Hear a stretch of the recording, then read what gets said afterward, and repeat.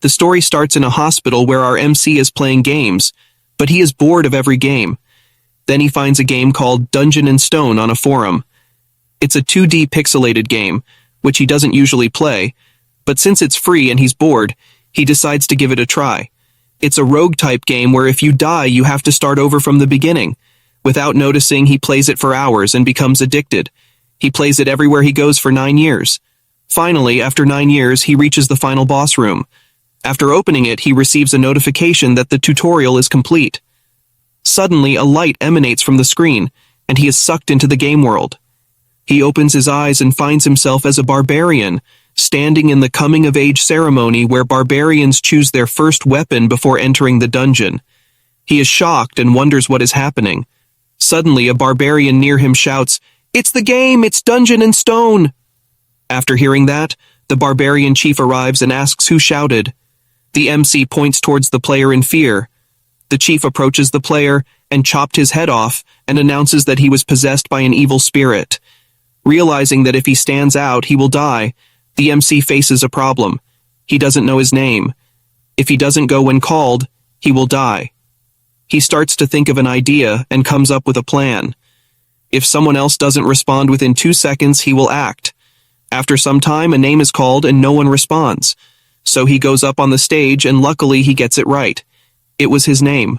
Finally, he discovers his name is Andel's son, Bjorn. With his years of experience playing the game, he chooses a shield as his first weapon because it offers the most survivability. After everyone chooses their weapons, they select their leader, Venom's third son, to guide them towards the dungeon. Because everyone that have gone through coming-of-age ceremony will enter the dungeon. However, after some time they get lost on their way. They decide to choose another leader, Feneline's second daughter Aner, but even she gets lost. Seeing their intelligence, the MC decided to help them and suggests her that they should follow other species to reach the dungeon gate. Aner likes his idea, and they start following other creatures until they finally reach the dungeon gate. However, upon reaching the gate, the MC starts feeling fear. But he have no choice but to go inside because all the citizens of the city need to pay taxes starting from the age of 20, and failure to do so results in execution. Since he is a barbarian, it is impossible for him to find a normal job, and the labyrinth only opens once a month. So he has to go now, but his feet aren't moving because of fear. Then Aner gives him some encouragement, and also thanks him for helping earlier. After that, he gathers his composure and enters the labyrinth.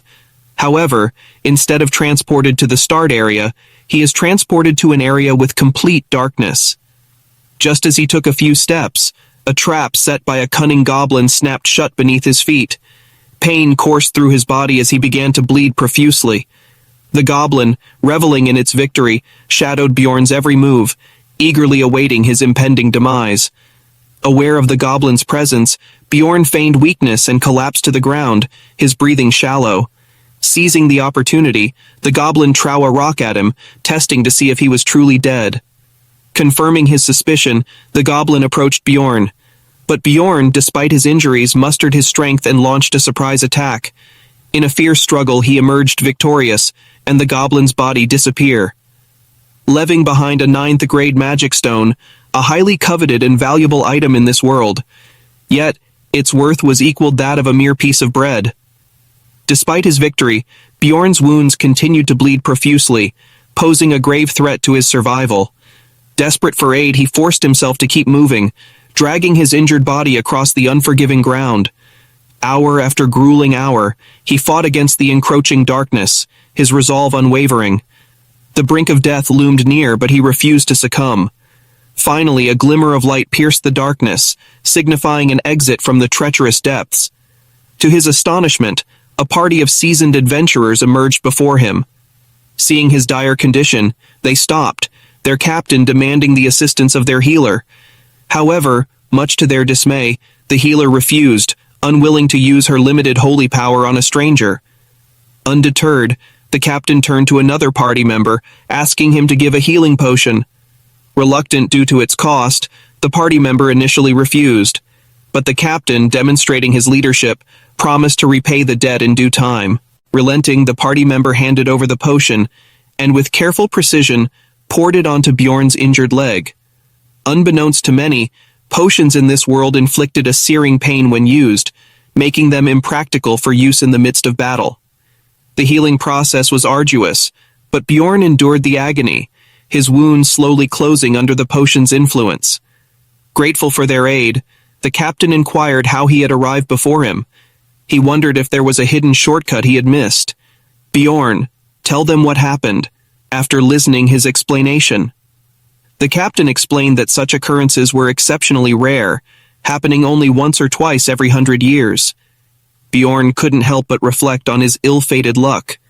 With their paths diverging, the party bid him farewell, and Bjorn resumed his exploration of the illuminated area. With a renewed sense of purpose, Bjorn ventured forth, his eyes scanning the surroundings for any signs of danger or opportunity. He knew that the light before him marked the beginning of a new chapter, brimming with challenges and untold treasures. Armed with his resilience, honed skills, Bjorn prepared to face whatever awaited him in this enigmatic realm. Little did he know that his journey had only just begun, and the trials ahead would test him in ways he could never have imagined. After his near-death experience, he kept running into goblins. They keep coming. At first he was nervous, but after some time, goblins are no threat to him, and traps are randomly placed in the open. The only problems were food and water, because the food he got from the deputy chief was lost when he was crawling on the ground.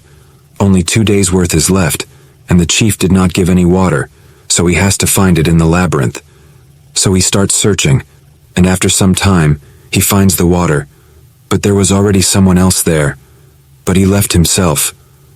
After that, he drinks water and started counting the magic stones he collected, and there were 44 stones, and now he started to feel tired and started to feel sleepy. There are 2 ways to sleep in the labyrinth.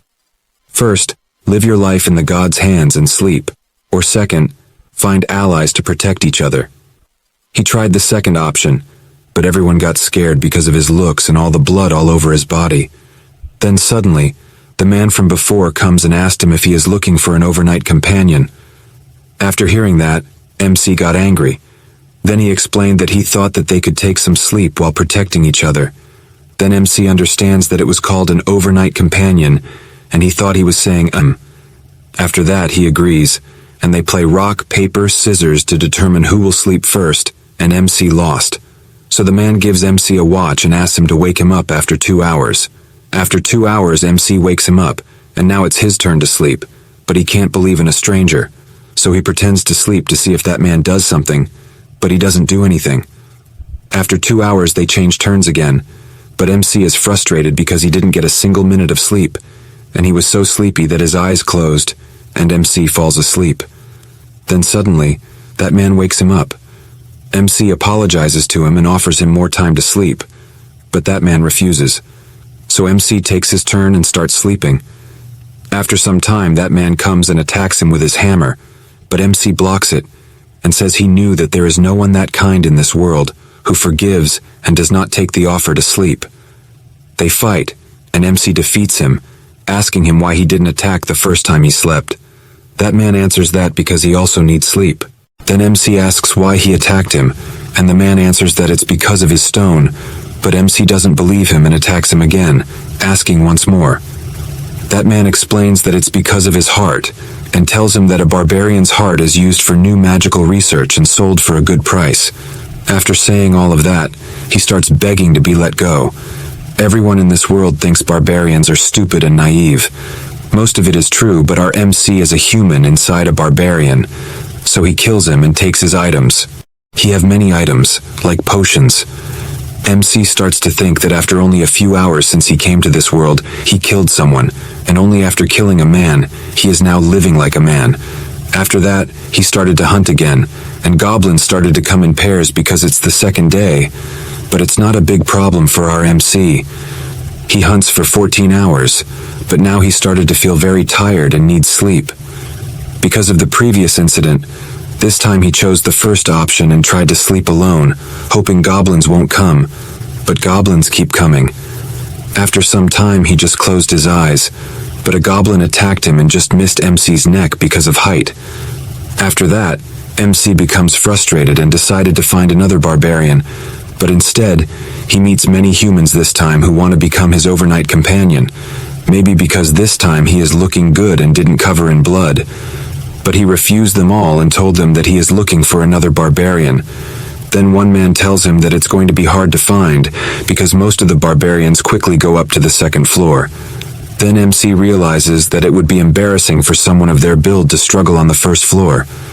So he starts to look for any race other than human to become an overnight companion, because every race has a special trait other than human.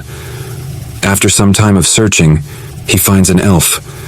She was injured and afraid. Then MC goes there, and she instantly starts to beg him to let her live. Then MC tries to comfort her, but she gets more scared and says that even if he is a barbarian, let her live just once because she has a younger brother to take care of. Then MC starts to think about what barbarians do. So to make her let her guard down against him a little, he gives her some healing herbs and some bandages he got from the men from before, and asks her to treat her wound first while he stands guard. After she finishes treatment, he introduces himself, and she also tells her name, Erwin. Then he asks her why she is so afraid of him. She tells him that he is a barbarian, and barbarians and elves had a very big war in the past, and now they are hostile towards each other. She says she doesn't care about this, and asks him to let her go. MC didn't know about it. All he knows is that elves and barbarians have a good relationship, so he does not know which timeline this is compared to the game he plays. Then he tells her that he also doesn't care about it, and asks her to become his overnight companion. I know it sounds weird. After thinking for some time, she agrees, but asks him to make an oath on his warrior's honor that he will not harm her, and she also makes an oath in the name of her tribe. Then both make the oath to not harm each other. Then our MC decides to sleep first, and she agrees. So he gives her the pocket watch and asks her to handle it with care because it's expensive. At first he thought that he would pretend to sleep for 10 minutes, but he instantly falls asleep. Then after 2 hours she wakes him. Then he realizes that it's all because of the blanket and the bag, and if Hans, the man from before, lent it to him, he would definitely die there. So he decides to lend them to her, and just like that, they both take a few turns, and now there are only 10 minutes left before the last turn. Then 2 men came there and asked Bjorn what his relationship with the elf was. He told them they were overnight companions. Then they asked how much time was remaining. After hearing that, Bjorn told them it was none of their business and that he was not obligated to tell them. He scared them away, and they left. After that, Bjorn tried to wake up Erwin, but she pretended to sleep. Bjorn forcefully woke her and asked why she was pretending to sleep. She answered that if she got up, he would leave her because their partnership would end as soon as she woke up, and he would leave her alone. Then Bjorn asked her what happened with those 2. She answered that she didn't know them, but they were probably from the same group called the Crystal Union as the human who tried to hurt her. After hearing that it was a whole group, he first thought of parting ways, but this beautiful elf was only 20 years old, and that was reason enough for a man of culture to help someone. So he decided to help her and asked for her full story before deciding. She got really happy and told him that she had met them on the first day inside the labyrinth as overnight companions. And when she was sleeping, she felt a gaze behind her. Only later did she find out that he was a manager of a clan doing business on the first floor, and somehow she managed to escape. Since then, they had been chasing her. Then Bjorn asked how they were able to chase her in the labyrinth. She told him that they were probably using message stones, which allow communication when synchronized prior to usage. Their range is up to about 300 meters. It was a device that didn't exist in the game, so he was a little shocked. Then Bjorn asked her why the members of the Union continued to chase her, when it didn't seem like she had done anything wrong. She told him that while escaping, she swung her knife around and accidentally cracked one of the assailant's ears. Bjorn felt bad for that man, and she was laughing while telling him all this. Suddenly, she felt someone following them from behind, about 150 meters away. It was an ability of elves they are born with, so they decided to increase their speed, but the distance between them didn't increase. Bjorn started to think about the risks he was taking and the benefits. Well, I think we all know the benefits of helping beautiful elf. So he asked her what she was good at. She gave a great answer fitting for the situation. She said that she was good at laundry and cleaning but bad at cooking. I just want to ask what is going on in her head at a moment like this. Everyone, what do you think? But just don't go overboard with it. Then he asked what she was good at during battle. That she was good at archery and could also use spirit magic, specifically flame element. Flame element is actually the rarest element in this world. Then he asked her if she had killed anyone before. She answered that she hadn't, but she could do it. Then Bjorn asked seriously if she would like to become his comrade until they got out of the labyrinth. He would take 90s and she would get 10. He didn't even finish his speech, but she instantly agreed without any hesitation. So Bjorn decided to get rid of the pursuer because the distance between them was getting shorter and shorter. He decided to enter a dark area where they waited for the pursuer. After he arrived and started searching for them. Bjorn ordered her to shoot the arrow. She was a little nervous, but she shot the arrow and got a headshot. MC sure was smart. He didn't kill the man himself. Erwin was in a little shock, so he gave her some encouragement and started looting the men. There, he found the message stone Erwin had been talking about. After that, Bjorn checked the loot he got from the man he just killed. He had a pouch of magic crystals, 2 daggers, 1 potion bottle from his waist belt, and the clothes he was wearing, a leather top and bottom. Bjorn sure was a scavenger, and I like this kind of Bjorn story. Then MC asked Erwin about how to use the message stone, and she told him that there was a button on the side. After Bjorn pressed it, a voice came from it, and there was someone giving everyone instructions and asking them to catch the elf and the barbarian with full instructions. He also placed a 10,000 gold bounty on their heads and asked everyone to gather at the Goblin District, which was where Bjorn and Erwin were currently. After hearing that, Erwin got scared, but MC asked her not to be scared, and they moved up to the 2nd floor. After hearing that, she asked if they were really going to the 2nd floor by themselves, as there was a huge difference between the 1st and 2nd floors. Bjorn said he knew it and told her that they would just stay near the entrance, and they were also a good match. She got flustered after hearing that, but she still hesitated to go to the 2nd floor. Then, suddenly, a voice came from the message stone, saying that whoever found the elf first could enjoy her first on top of the 10,000 gold. Then another man's voice came, saying that if she was too resistant, could he cut off one of her arms and legs. Then that man asked if they should just leave the important part, and he asked if they all knew what he meant, right? After hearing all of that, she immediately agreed to go up to the 2nd floor. This makes Bjorn's work easy and saves his time. He always likes to help people in need when it is beneficial to him, of course. When a chance like this comes, of course, he will take it. After that, Erwin asks Mick about the path to the 2nd floor. Bjorn said that he doesn't know the specific path, but the dungeon is designed in such a way that if you keep following the darkness, you will reach a portal, since the darkness represents a path that leads you to the upper floors. Suddenly, Erwin stops Bjorn because there was a trap. After seeing the trap, Bjorn remembers the dark past and that he just walked a few steps before stepping on one, but they only appeared now after so late. Then he realizes how unlucky he was. Then Erwin asks Bjorn to let her handle it, and he should rest. Then Bjorn told her not to use spirit to save strength. With her clumsy look, you can understand what she is going to do. After that, she goes near the trap, and suddenly 2 goblins attack her, but she was ready in counter. Attacks them and kills the first goblin. Then the second goblin. Then the second goblin tries to attack her, but she quickly finishes him too. After that, she gives both stones to Bjorn according to the agreement of 9-1, and she seems very happy about it, saying there's something her younger sibling has been asking for. And if they keep progressing like this, she can earn a little bit too, right? After hearing that, Mick feels like she is trying to insult him. I also feel the same. But she's got a point there. Then a voice from the stone comes again, saying that they are raising the bounty on the elf to 20,000 gold, dead or alive.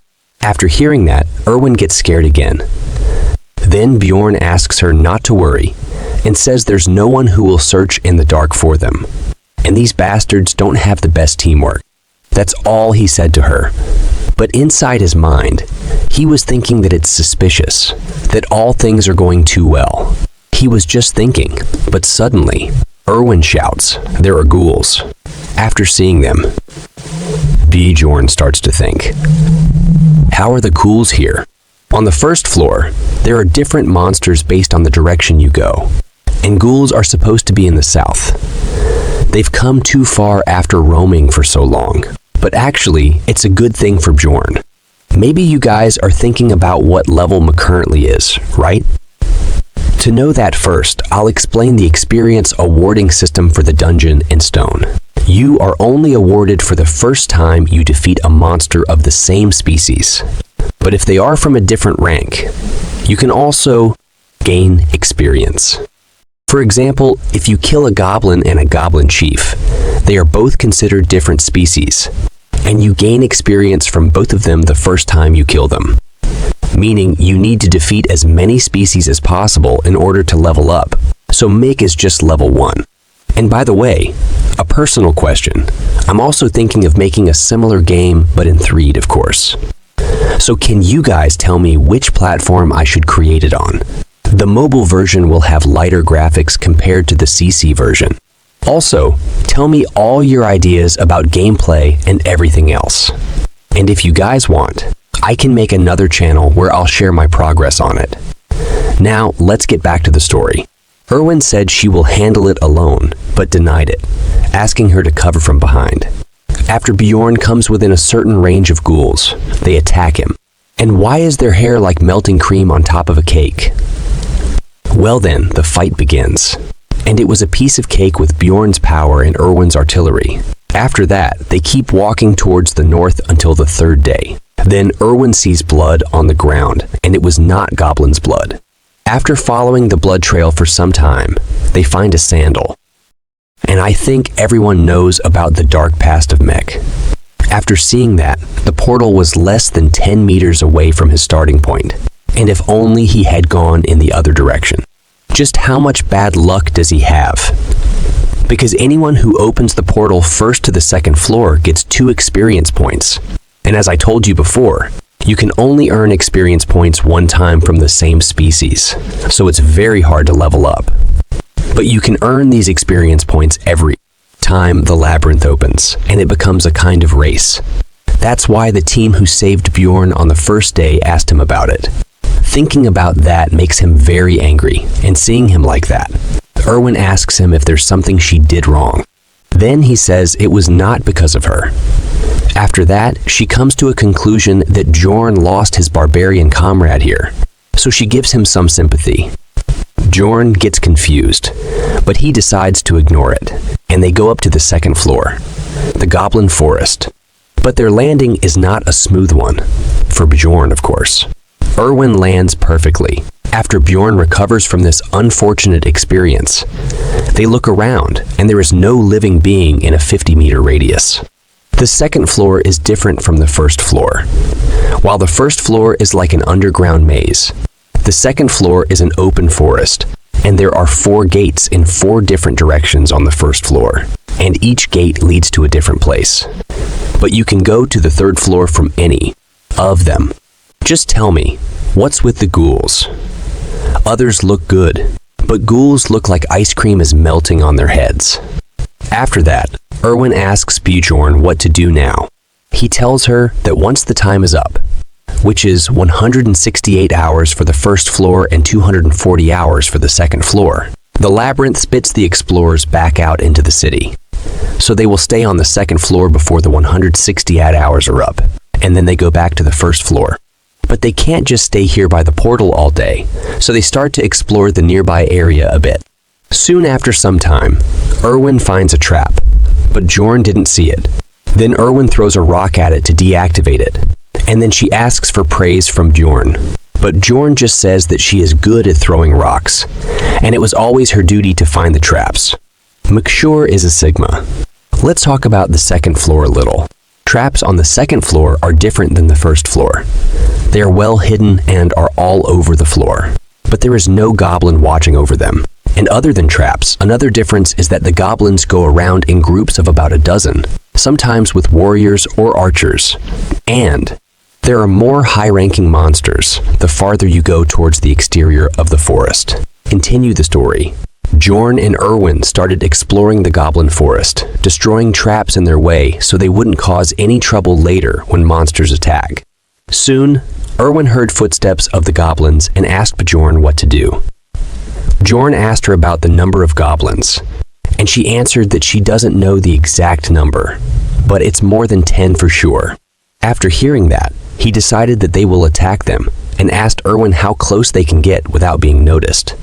She answered that on her own, she can get to about 30 meters away from them. Then, Bjorn said that they will go with her plan. First, Erwin goes near them and shoots the first arrow. Then Bjorn will attack them. However, the second floor is different. There are 3 times the amount of goblins from the first floor. And there's a goblin warrior too. Yes, this guy with the knife-like sword is a goblin warrior. And it should be scary face so many goblins to gather. But instead of being scared, Bjorn's warrior's heart was twitching. He was feeling excited. It reminds me of the Overlord manga where Ainz's emotions automatically get suppressed. With this sense of excitement, he started to crush them one by one, but dealing with the goblin warrior isn't easy. He almost chopped Bjorn's head off and surrounded him with other goblins. The situation became quite threatening, and he might also get injured, but that's if he was alone, of course. But with a trusted partner like Erwin, his back is covered, and he quickly finished them all. He gained 1 experience point for defeating the goblin warrior for the first time, and 11 magic crystals. But the warrior's weapon and armor disappeared with the goblin. The warrior stone has more value than a normal goblin of the same rank. So he decided to give Erwin 2 normal stones. She looked very happy, and after that they started moving again.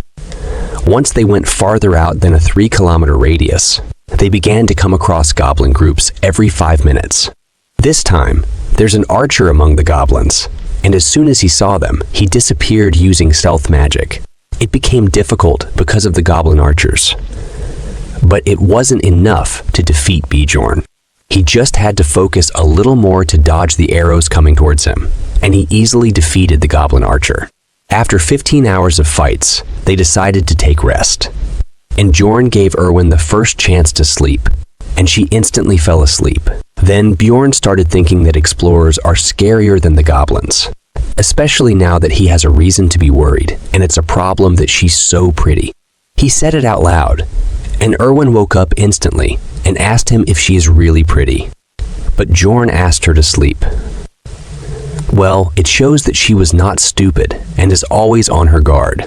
And just like that, the 4th, 5th, and 6th day passed, and it became the 7th day, the last day, and it's finally time to leave the labyrinth. Bjorn told Erwin that it was finally time to leave the labyrinth. There were only 2 hours and 47 minutes until the first floor would spit the explorers back out. Erwin told Bjorn that she's so tired that she will immediately fall asleep as soon as they're out. Bjorn told her that they should go back now because they should get to the portal earlier rather than late. Of course, things would get a bit tricky now, because the goblin groups had respawned and put down new traps all over the place. Erwin also sensed a goblin group 70 meters away from them with 8 regular goblins, 2 archers, and 2 warriors. Bjorn decided that they will fight. Goblins were just chatting and laughing. And just like before, Erwin shot from afar and popped one of them in the skull, leaving the other goblins stunned. Then Bjorn charged in with his fierce look, scaring the goblins, and he started his attack. He knew that Erwin would take care of the archers, so he focused on killing the warriors first. Bjorn had become a master at fighting goblins, swinging his hammer around and hitting them all to their death in each shot. Erwin also got used to it. She knew exactly when and who to shoot. And because of that, the time it took to kill all the goblins had shortened. He praised her and told her that she did a good job, and she loved having Bjorn's approval. But he told her to tell him when she kills the archers so that he doesn't have to worry about getting shot while fighting. She apologizes and tells him she wasn't sure if the last one was hit or not. He is a bit confused, but agrees that unconfirmed information would be more dangerous. While Erwin just smiled and waited for a response. He was thinking about how much she's grown. He's actually kind of proud, but I doesn't know who he is proud of. To me, it looks more like self-appreciation. Suddenly, Erwin calls Bjorn's attention to something cool near a dead goblin. Its corpse hasn't fully vanished yet. Rather, it has a blue aura around it. Bjorn notes that this essence particularly belongs to the goblin archer. Essences are a part of the skill system in Dungeon and Stone, which gives you passive and active skills with varying stats, depending on the essence's type. There is only one essence allowed per level, but it is kind of like a cheat. It's one of the most valuable treasures for an explorer, and there will always be a limit to how many essences you can absorb. He remembers his early days of playing the game, and recalls how each goblin has a different ability attached to their essence, and your fate will depend on which essences you take. It has a near 0% drop rate, and he never expected to see it here. He was speechless as they stood near it. It feels too good to be true, and he senses something bad might happen. Then our weird but cute Erwin asks him if she would become a goblin if she ate it. Bjorn tells her that she wouldn't, but she would earn a part of the goblin archer's abilities. He tells her how the guy who was chasing them on the first floor had taken a razor mane wolf's essence, which gave him the ability to track their smell. He asks her if she wants the essence, and she says she doesn't really care much, but she will take it if Bjorn doesn't want to take it. Bjorn doesn't care about the goblin archer's essence. He's a barbarian, and he already knows what essence he wants, and this essence would be useless to him. So he tells Erwin that she can have it, but she must promise him something. This is something he was originally going to tell her once they got to the first floor. But right as he was about to speak, they were interrupted by a man calling out to them. It's a group of explorers. He tells our protagonist not to move a muscle. Erwin asks him what he means and mentions that they were just hunting, but Bjorn knew the true purpose of these people arriving. He puts his hands on Erwin's shoulders and says she doesn't need to answer them. Erwin looks confused for a moment. Right then, Bjorn throws her into the goblin archer's essence, and she lands directly on top of the essence, and a bright light emerges from the essence, covering her. The man, who looks like he's from Naruto anime, starts screaming out of rage because Erwin ate the essence and is now fusing with it. He claims that the essence belonged to them. Erwin stands up and leans her back against Bjorn, thanking him for the essence. Bjorn knew that he would eventually run into people like these. People who wait until they see an opportunity to grab something from unsuspecting explorers. However, they couldn't do anything about it now that Erwin had absorbed it, and it was gone forever. Bjorn took a step forward and told them to come at them if they wanted to fight. He was confident, showing no fear as he looked towards them. He knew they were at a numerical disadvantage, so they needed to show confidence and boldness. That group started getting nervous, looking at the oversized barbarian with his hammer in his hand. He sure was intimidating. He told them he was ready for a fight if they wanted one, but if they were scared, they could back off. It looks like we are going to see some real fight very soon. But for now, we have to wait because that group decided to go from there. But before they left with a warning to Bjorn that they will come.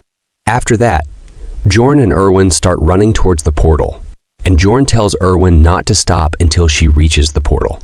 She runs at the fastest speed she can while asking Bjorn if the four from earlier are gone, or whether they'd chase them. Bjorn remembers how they threatened him that he would get revenge for the essence, and even if they didn't follow them, they would probably end up in the same place, which confuses Erwin.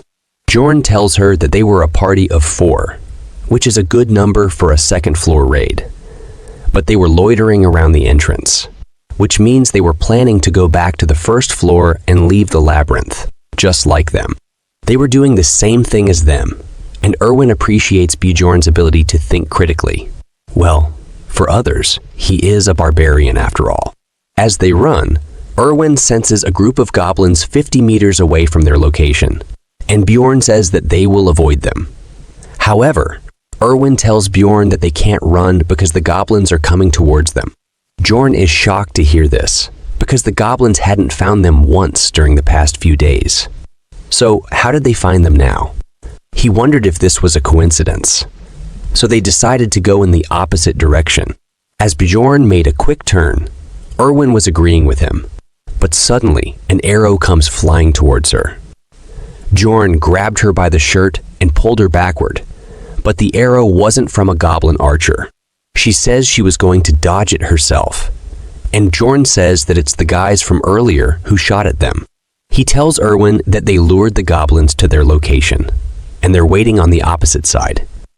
They were planning to tire them out with goblins, and now they had no choice but to fight. He told Erwin to use her powers. She is confused as to what powers he means, and he tells her to use the essence's power that she had acquired by eating the goblin archer's essence. You see, every essence has its own special ability, and since Erwin had absorbed the goblin archer's essence, it would give her special powers. It would increase Erwin's stats in many ways, as you can see on the stat window. Alongside that, it adds a passive and active skill, which can be quite useful in situations like this. She had gotten a passive skill that made all her arrows poisonous, while also giving her an active skill that made her stealthy. Erwin tells him that she doesn't know how to use it, and he just looks at her and tells her that it's already working. Erwin begins to glow blue with the essence surging through her body. She can finally feel the powers of the goblin archer. Her active skill thief step was now in use. Bjorn looked at her and wondered whether the skills work just by willing them, or did they need to say something to trigger it. Meanwhile, Erwin is just enthralled by her new powers. He hands her his bag, telling her to keep it safe. He was going to handle the goblins on his own, and she can look for the guy with the crossbow. Erwin is worried for Bjorn because it would be too dangerous on his own. However, he doesn't care at the moment. He tells her that there is no time to think. He tells her to stay hidden, and when he gives the signal, she must kill the guy with the crossbow. There would only be one shot. After that, he runs into the forest towards the goblins without even telling her what the signal would be. After some time, he stops, because goblins were surrounding him from the left while rushing into the goblins headfirst. Bjorn notices how those guys haven't shown themselves since they shot at them with a crossbow. Early on, he assumed that they would show themselves once he killed all of the goblins, and he began the killing spree. Blood splatters were everywhere as Bjorn was killing the group of goblins. There were a dozen of them. 2 of the goblins were swordsmen or warriors, but there were no arrows flying towards him. There were probably no archers, or so he thought. But an arrow comes flying his way, so he blocked it with his shield, and he now knows there were archers too. Then he felt something pierce his back. It was a goblin with a dagger who stabbed him from behind. He threw the goblin off and bashed its head in with his shield. He was fighting the goblins to the best of his abilities. But he also remembered the crossbow guy was there too, and he didn't have Erwin to help him this time. The injuries were piling up as they were cutting Bjorn up. It was looking like the attack on Titans. But he didn't let up though, as he slammed his hammer onto the goblins and killed them all. They turned into smoke, and he realized that things were getting a bit too dangerous for him. Suddenly, 2 arrows shot in his direction at once. He had to dodge them, but he realized that they were both different markings. One belonged to a goblin archer, and the other arrow was from the crossbow guy. It was impossible to block both arrows, and now he had to pick and choose which arrow would be more dangerous to get hit with. So he decided to block the crossbow bolt, and as he blocked it, the goblin arrow had pierced through his elbow because he simply couldn't have blocked shots from both sides. His arm was wounded and bleeding, not to mention the goblin arrows seemed to have been poisoned. His arm was turning purple, and he couldn't feel any movement within it. He only had his right arm, and he needed to choose between his weapons now. So he let go of the hammer, knowing it wouldn't be much help. He pulled the arrow out of his elbow and chose the shield. It was his original weapon. He knew that the real enemy was that group of scums. If it weren't for them, the goblins wouldn't have been much of a threat to him.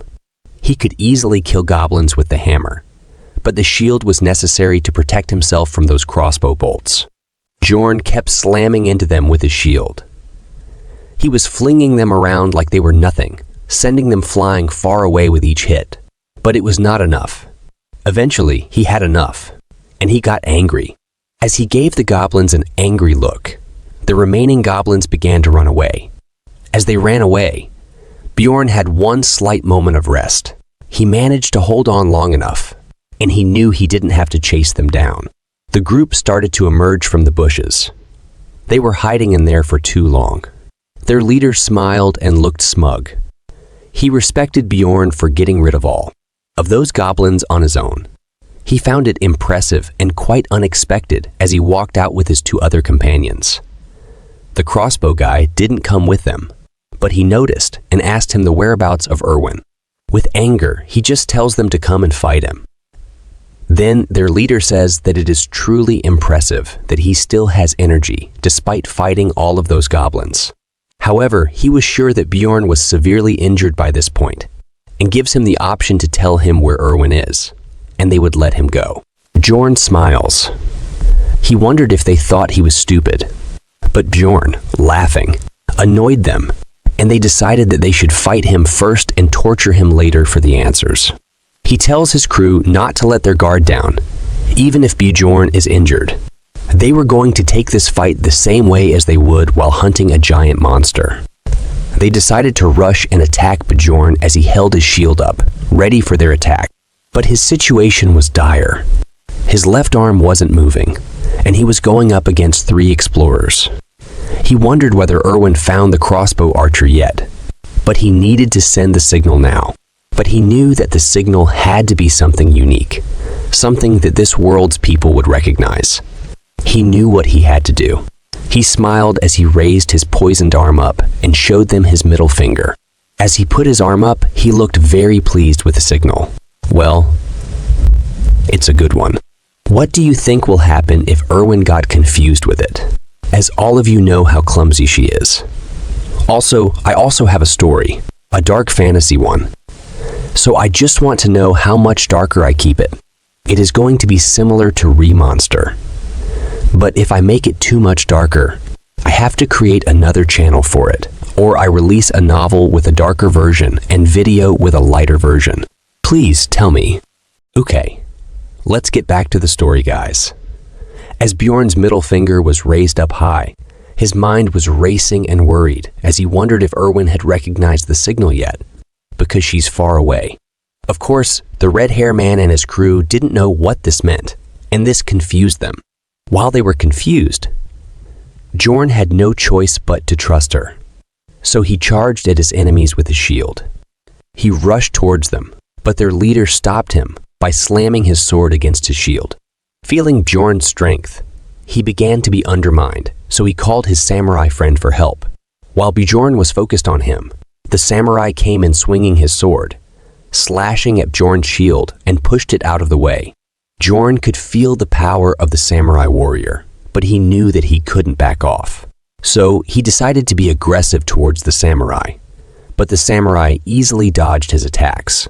However, hitting them is not his original goal. He wants to distract them to make an opening for Erwin. In the midst of the fight, he couldn't help but worry about Erwin. He was worried that she might have been defeated by the crossbow guy. But as he fought, an arrow came flying from behind them. It surprised everyone because it was a crossbow arrow, and it was coming towards their leader. But it was blocked by the shield guy of their team. The shield guy told his squad to focus on Bjorn, and he would focus on blocking any of the arrows coming their way. Both of them rushed towards Bjorn. Bjorn stopped the attack of the red-haired guy with his shield, but he had no chance to fight against both at once. As the samurai guy ran towards him, ready for a killing blow, Bjorn knew what he had to sacrifice. So he protected his back with his left arm, though the poison had already made it useless for this fight. His arm had a huge cut on it now, but he exchanged it for the leader's head, slamming his shield into Redhair's face and sending him flying. So it wasn't a bad trade-off. The samurai guy tried attacking Bjorn, but he dodged it. Then an arrow came flying towards the samurai, and he was shocked. But the shield guy came and blocked it.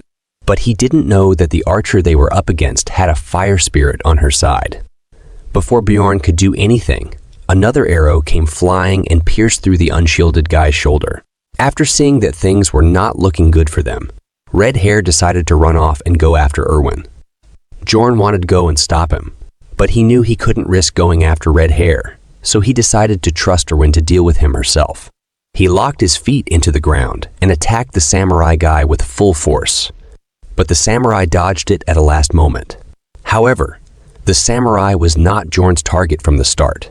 He was aiming for the shield guy. Now, it was just Bjorn, and the samurai left standing. They clashed again, but Bjorn could see that the samurai was trying to buy time for Redhair to come back, so he decided to finish it in one shot, even if it was dangerous. He pretended to swing his shield, but instead he threw it towards the samurai's head, hitting him hard. But if he missed, it would become dangerous for him. Now, he grabbed the samurai guy by his collar, and Bjorn knew that he didn't have much strength left and was about to die if he messed things up. So he lifted him up and pulled him towards his face and literally bit his tongue out of his neck. The barbarian rage had taken over, and he was moving off of pure instinct for survival. Now, both of Bjorn's opponent's bodies were on the ground, and he was left standing alone. Erwin came running to him from behind, tears in her eyes because she was worried about Bjorn's safety. She also killed both of her opponents, and now they had both survived the game of survival one more time. This time, it got a bit too close for comfort though. As Erwin saw how wounded Bjorn was, she handed him a potion, telling him to drink it immediately. Bjorn was confused because he didn't know that people can drink it. She told him it's better to drink it than to pour it on your wounds, and since he was poisoned, it would clean up his insides too.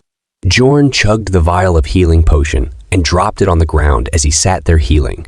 He could feel his insides boiling, his entire body burning in pain, and his veins were itchy and hot. That's the reason why people pour it on the wound instead of drinking it, even if it has more benefits. While Bjorn was healing, Erwin was next to him, encouraging him. Then he asked her how much time was left. Erwin checked their watch and told him that it was 11:20, which meant that they had 40 minutes until the first floor closed. They did not have any time to rest despite the fight.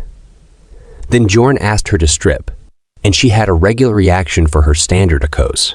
She was thinking that he was doing it so suddenly, so he must have a reason for it, and she started taking her top off. Or I was just thinking too much. She is the same Erwin we know. Then Bjorn asked what she was doing and told her that he meant stripping the bodies of the dead guys for items and resources. But now that they had only 40 minutes, Bjorn decided to just take their equipment, magic crystals and backpacks. They didn't have time for other things. So Erwin went to get Redhair and Crossbow Guy's things too. They had only 34 minutes left when Erwin came back with all the stuff. After that, they ran through the forest at top speed. There was only 1 minute left, but they got to the portal of the first floor, and then they jumped into the portal. They managed to come back to the first floor in time. Erwin rejoiced in their success. She had lots of fun. Meanwhile, Bjorn still wondered how she managed to land perfectly every time. She told Bjorn that he did a great job. Then he told her that she did a great job too. Then she leaned in close to Bjorn, asking him what he wanted to say earlier before. But there were less than 10 seconds left before the labyrinth closed. So he told her that they should talk once they were back in Raftonia, but they would both emerge at different locations. So they had to choose some spot for meeting, but Bjorn forgot the name of the tavern. There was no time left, and he was scratching his head in rage because he couldn't remember the name of the tavern. Finally, he remembered and told her to meet him at the Black Whale Tavern once they were out. She happily agreed to it, and their time together in the labyrinth ended. The labyrinth began to close, and he was being transported back to Raftonia.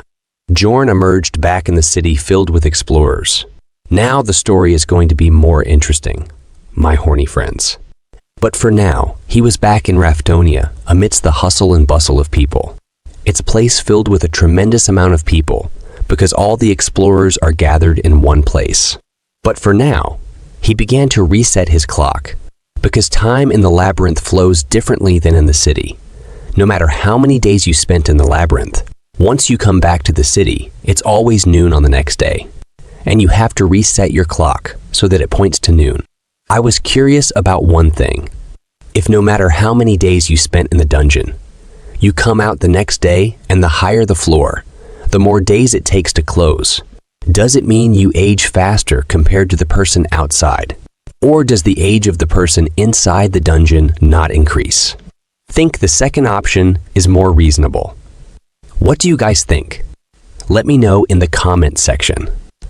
Let's get back to the story. In the crowd, he saw a tall barbarian calling out to him, and he wondered what this guy's name was. As the two men shook hands, Bjorn remembered his name as Vanon's second son, Karak, but he was actually the third son. Well, Bjorn always does that. Then another one came, and he was glad to see both safe. This guy's name was Serum, and the name reminded me of something. What about? After that, within a moment, a crowd of barbarians gathered around, surrounding Vanon's second son, Karak, talking about their experience in the labyrinth. He sure was a popular guy, but Bjorn didn't seem to be happy about it. They were having a whole reunion, but I didn't see Aner anywhere. Maybe we'll see her in the future. For now, one of the barbarians challenged Karak to a duel, and Karak accepted it, which was a celebratory barbarian thing. So they all decided to head out to the bravery checkpoint, where they could get their magic crystals counted, as well as talk some more and share their experiences as they walked away. They asked Bjorn if he was coming with them. It didn't really seem like he wanted to, but he obliged anyways, because what else could he do? At the register table, a lady was counting all of the magic crystals. Some had 20,000, some had 30,000, and at the end, Vanon's third son, Karak, stood above them all with 40,000 magic crystals. Everybody was cheering for him, calling him the warrior of warriors. Then Bjorn walked up to the register and dropped a bunch of bags on the counter. The cashier lady began to calculate. She was so fast that Bjorn was left shocked. After the count was done, it turned out that Bjorn had 182,413 magic crystals. Hearing the numbers, Bjorn was also in shock. After hearing that, they gathered around him and started cheering for him. They also noticed his equipment and bag and started saying that they were jealous of him and that he was a true warrior. All of them were truly happy for him. He was being lifted up and thrown in the air by a crowd of barbarians. And he enjoyed that moment. But people started to complain about it. So the squad decided to hang outside of the checkpoint while some of them stayed inside the building to get their magic crystals counted. As they sat on the steps, Bjorn decided that he should follow all the other barbarians because there might be something left to do that he doesn't know about, and he doesn't want to take the risk of getting exposed. So he would wait for them to return and stick with them. In the distance, he saw a group of elves hanging out. In that group, he saw Erwin. She was talking to her friends about how she learned to control spirits, and they applauded her. Bjorn felt envious because she hung out with that sort of crowd. But he was surrounded by the savages instead. He noticed that she looked at him and waved stealthily from afar, trying to hide her connection with him. He quietly told her to meet tonight, and she agreed. Then the elf lady asked Erwin if she knew him. She denied it immediately. Meanwhile, the same happened to Bjorn.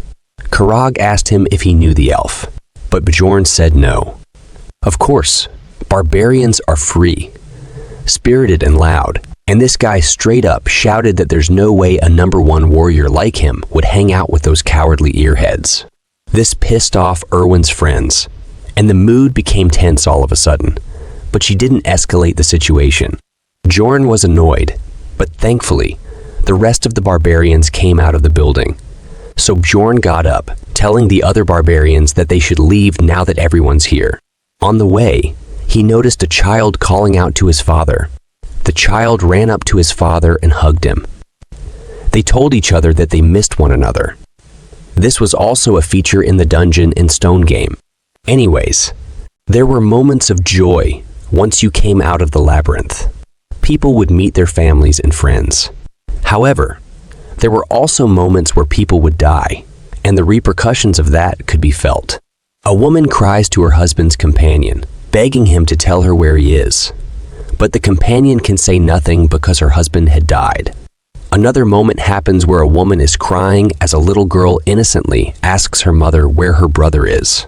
These moments of agony and sadness couldn't be felt throughout the 2D game graphics. But now, seeing it in real life, his feelings were in chaos. After some time, the barbarians raised their mugs to drink the night away, pouring liquor down their throats like true barbarians. Bjorn thought these guys were going to do something important, and he was worried he might miss a necessary step of sorts. But they were just trying to get drunk. He was angry looking at them, wasting his time. So he slammed his hand on the table and told them that he had somewhere else to be. Karak was shocked upon hearing this. The whole crowd became angry when they heard this. It looked as if they would kill him because he is the protagonist of the night and he is leaving. But they let him go happily while still calling him the best warrior. As he walked through the streets of Raftonia, he could hear the laughter and joy in people's voices. This place was peaceful, and he felt comfortable walking around. He thought that there were no monsters or humans that would harm him. As he looked around at stores, he felt the relaxation of being in a place that had rules and laws. In this place, even if he fell down on the ground, nothing would happen to him. Unlike the labyrinth, someone might even help him. Then he walked into a hotel to properly take a rest, then started thinking that this other world might be more barbaric than the 21st century Earth, but it was still peaceful. Then he got a room for himself so he could change and shower. All those near-death encounters in the labyrinth had made him realize that living in Raftonia might not be that bad. After he came out of the shower, feeling refreshed, and now all he wanted was a comfortable bed to sleep. But thoughts of his home were rushing through his mind. He still wanted to go home, even if there is no one to greet him at home. As nighttime approached, Bjorn woke at 9 at night, feeling fully refreshed and relaxed. He remembered that he came out of the labyrinth at noon, so he must have slept around 4 to 5 hours. It was now time to go meet Erwin at the Black Whale Tavern, but an old man told him that the Black Whale Tavern was sold off 10 years ago. Bjorn was shocked to hear this. Then the old man got more into detail. Apparently, the son of the original owner got into gambling addiction, ending up costing him the tavern, so the name and the owner both changed.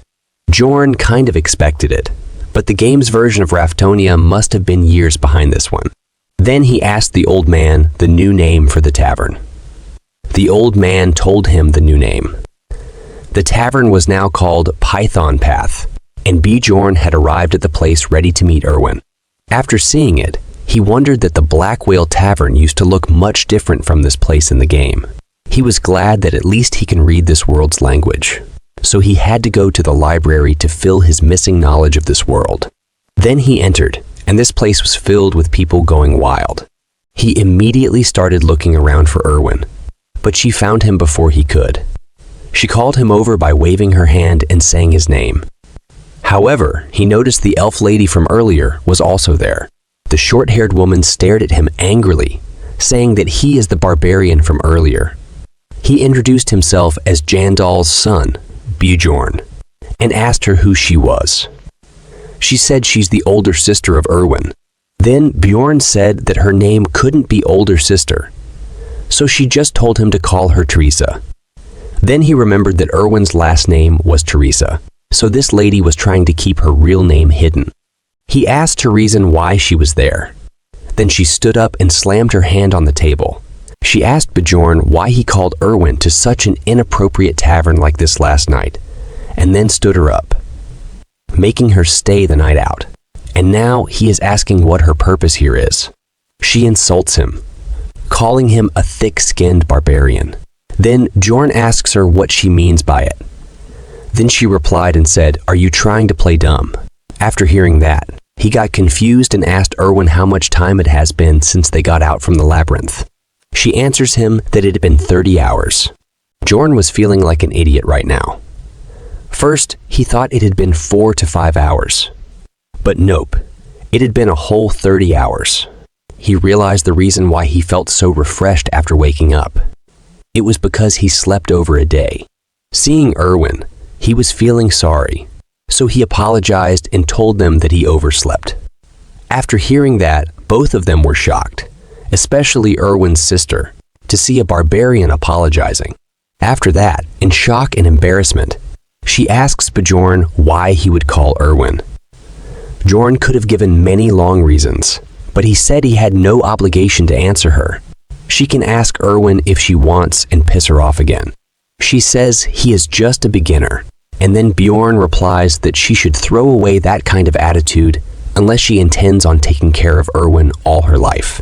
Then she calls him a savage and slams a huge bag of 350,000 magic stones on the table. After seeing it, he feels like he is in K-dramas. Bjorn just stared at the stones, and this made Erwin's sister wonder why he wasn't taking it. She knew that he had a different reason for asking Erwin to meet. Does she think Bjorn is Johnny Bro or something who accepts any types of payments? Bjorn looked at Erwin and asked her if she agrees with her, but she doesn't know what to say. At least for a moment. However, Bjorn tells her that the deal for giving her the essences was that she'd help until he got the amount he wanted. After hearing that, Erwin was a little disappointed. Then Bjorn told her that they would also split the rewards 50-50. Erwin was overjoyed at first, but suddenly she realized something and asked for Bjorn's forgiveness because she wouldn't be able to go labyrinth exploring with him anymore. This made Bjorn wonder and puzzled because he thought that they were a really good and pretty compatible duo. Then her sister explained that she comes and explores the labyrinth with her from now on. She said that they were just following tradition and letting her go alone since it was her first time. However, she never intended on letting Erwin explore the labyrinth on her own. Bjorn now realized that she already had someone to accompany her through the labyrinth, and he was jealous of people with personal connections. Then she pushed the bag further towards him and said that if he understood, he should just take this pouch.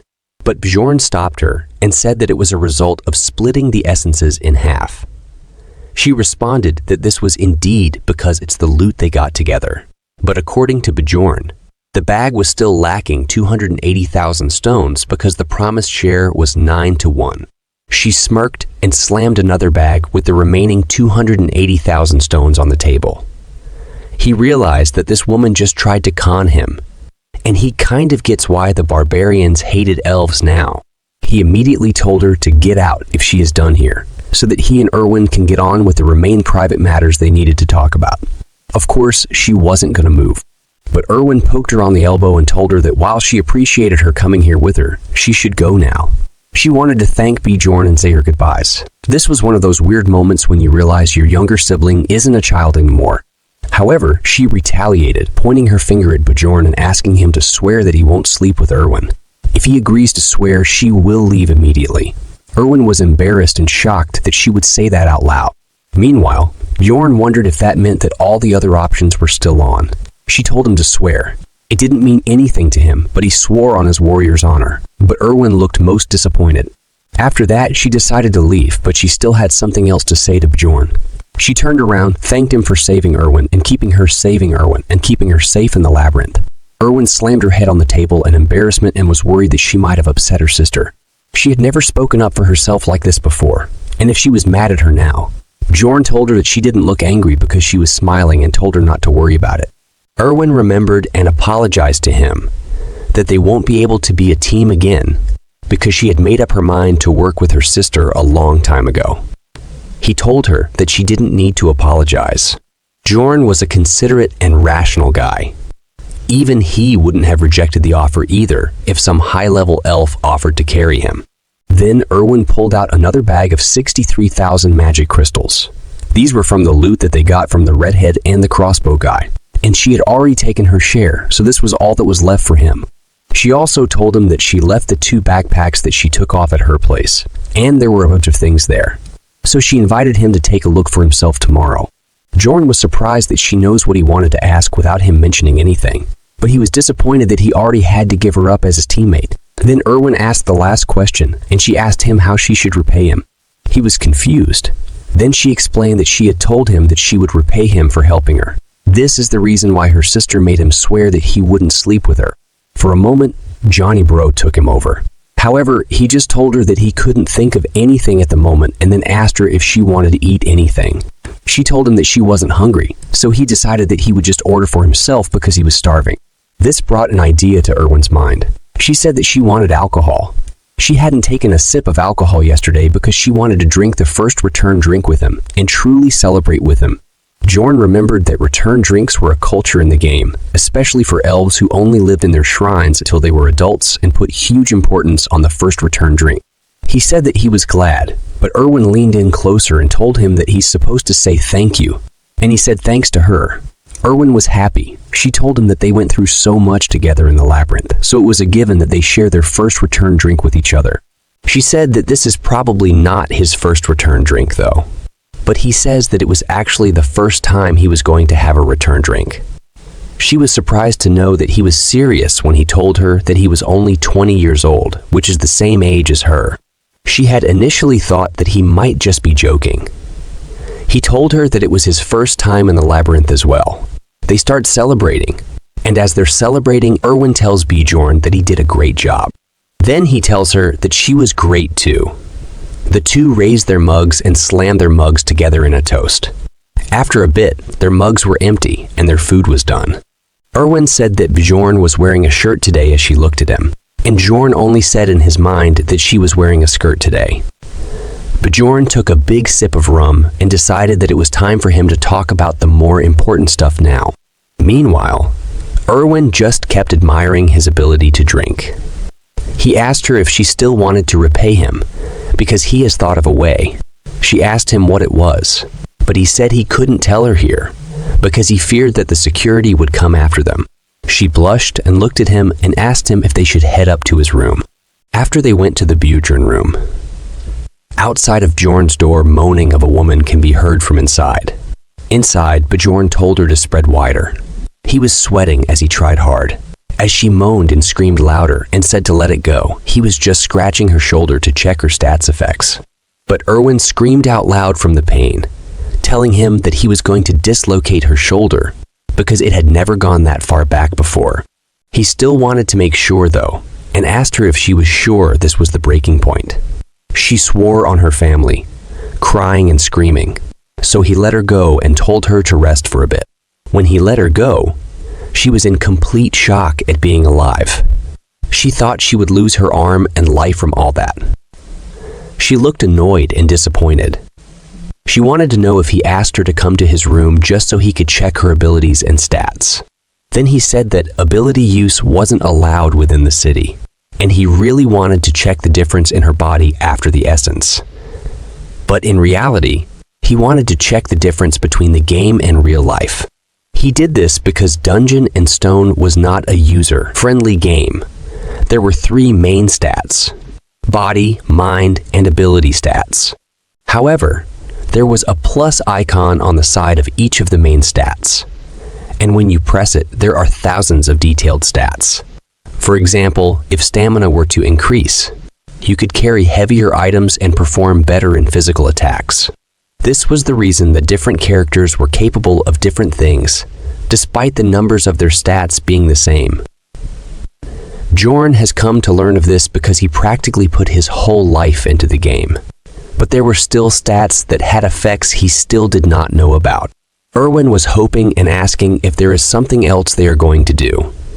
Meanwhile, Bjorn was there wondering about the obsession stat that came with the essence Erwin ate. He doesn't know much about it except that it was a low-ranking stat in the mind stat, and that's all he knew about it. So he asked her if she felt a change in her mindset after she left the labyrinth. Did she start overthinking about something or having patience issues? He needed to know more. She wasn't sure. Still, she remembered that she had a desire for cookies right as soon as she came out of the labyrinth. She did not like them before, but she ate a bunch of them when she came back. He wondered if the obsession stat increased desire, which is probably a given. There were still other stats he didn't know about, so he had to take it into consideration when choosing the essence. Maybe this is the reason why she is so horny for Bjorn, because of the obsession stat. As he was thinking, the horny elf pulled his shirt and said she was sleepy. There were still things he wanted to check, but he couldn't anymore, so they decided to sleep, putting out all the candles in the room. Bjorn closed his eyes, ready to relax. In that moment, he remembered something he had sworn on.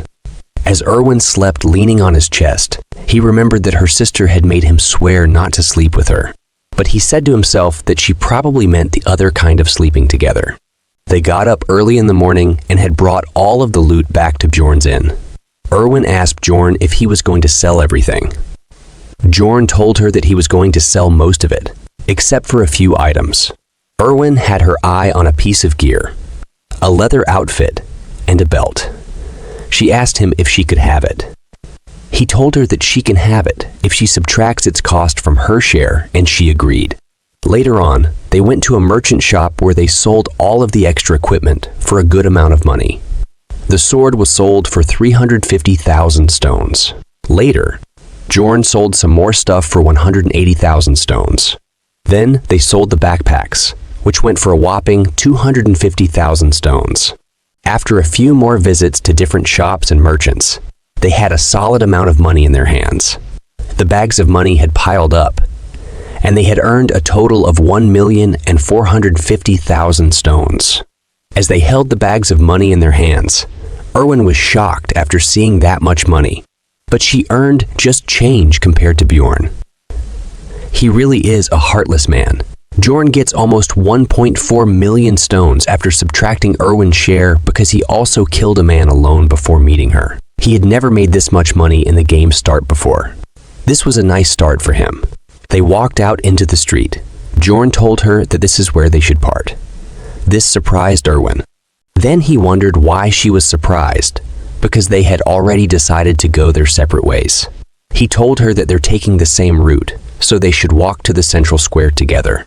Even though she agreed to it, she really wanted to spend more time with him. As they walked up to the town square, they saw a huge crowd of people standing around a guillotine blade.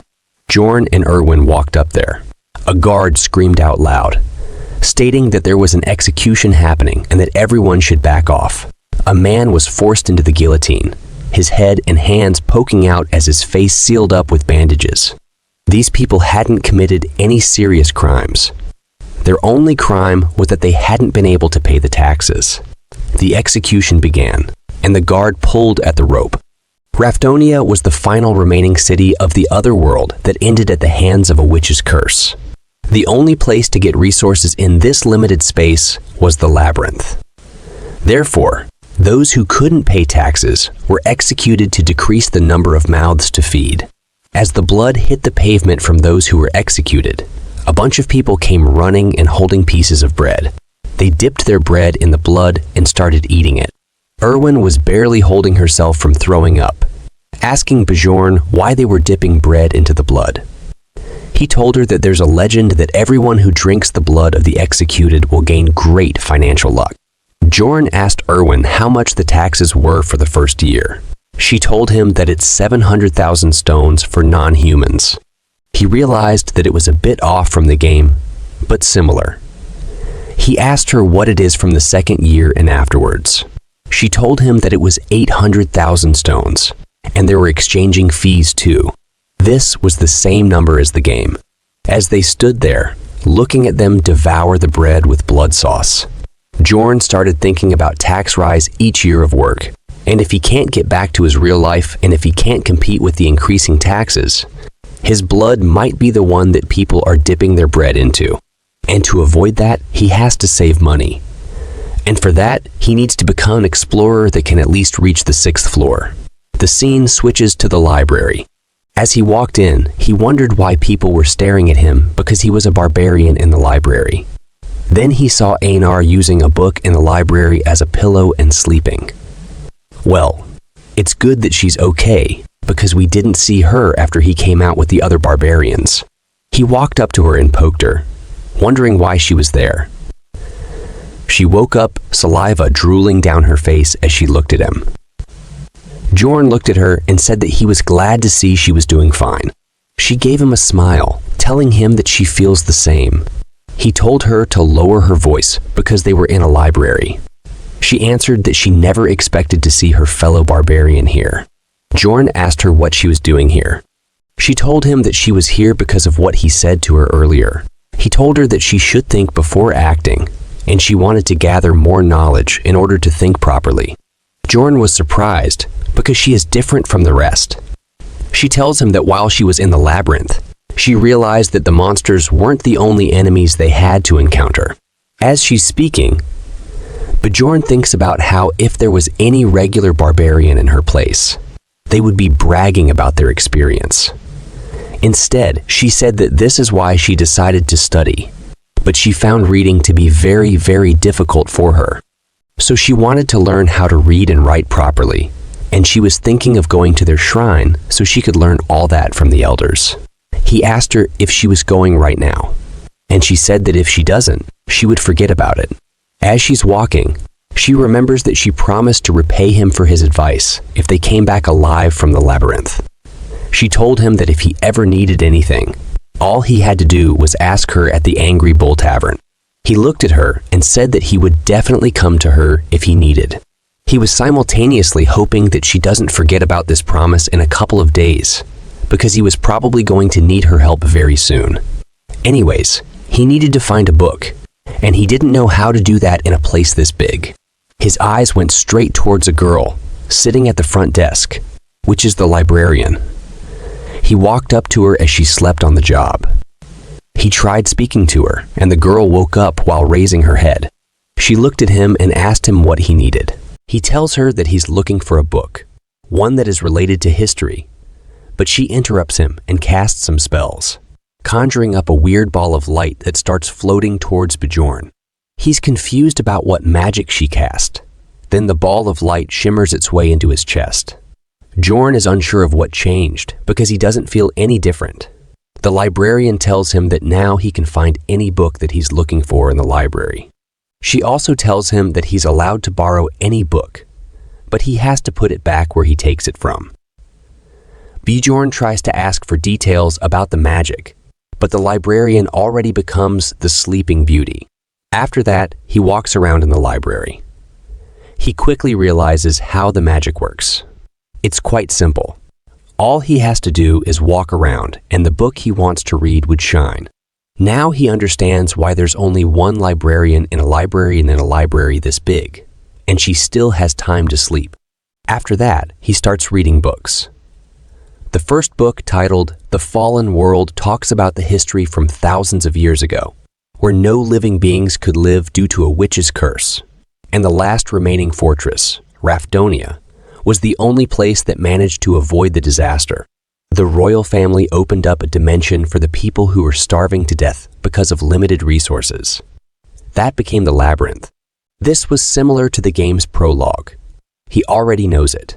Then the second book he read was Alchemy's Basics.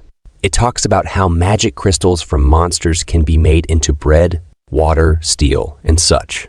They are literally changing the atomic structure. Isn't it too much? Well, it was also too much for Bjorn to understand the theory, so he just memorized it for now. After that, the next book was Is Sacred War 3. It talks about how the barbarians and the elves come to hate each other. The fourth book he really wants to read about was The Evil Spirits of the Abyss. The evil spirits refer to those people who had come from different dimensions and had possessed other people's bodies. This was technically correct, but it doesn't describe why it happens. It's clear that the temples and the royal family had tried their hardest to get rid of this phenomenon. Well, what I think is that someone from the royal family is also one of the people from Earth, like Earth. and then he made it public to get rid of any competition. Well, it's just my theory. He learned one thing from it, and that is, as long as he didn't say any of the forbidden words, he would be pretty much okay. The fifth book, titled On the Death of the King, is about the first ever king, also called the Immortal King, Lavajan III. It talks about how he died over 150 years ago. Basically, he lived for thousands of years, since he was the first king, and I think it's also related to evil spirits and my theory. The game story started after his death. So that means Bjorn was 150 years after the game timeline.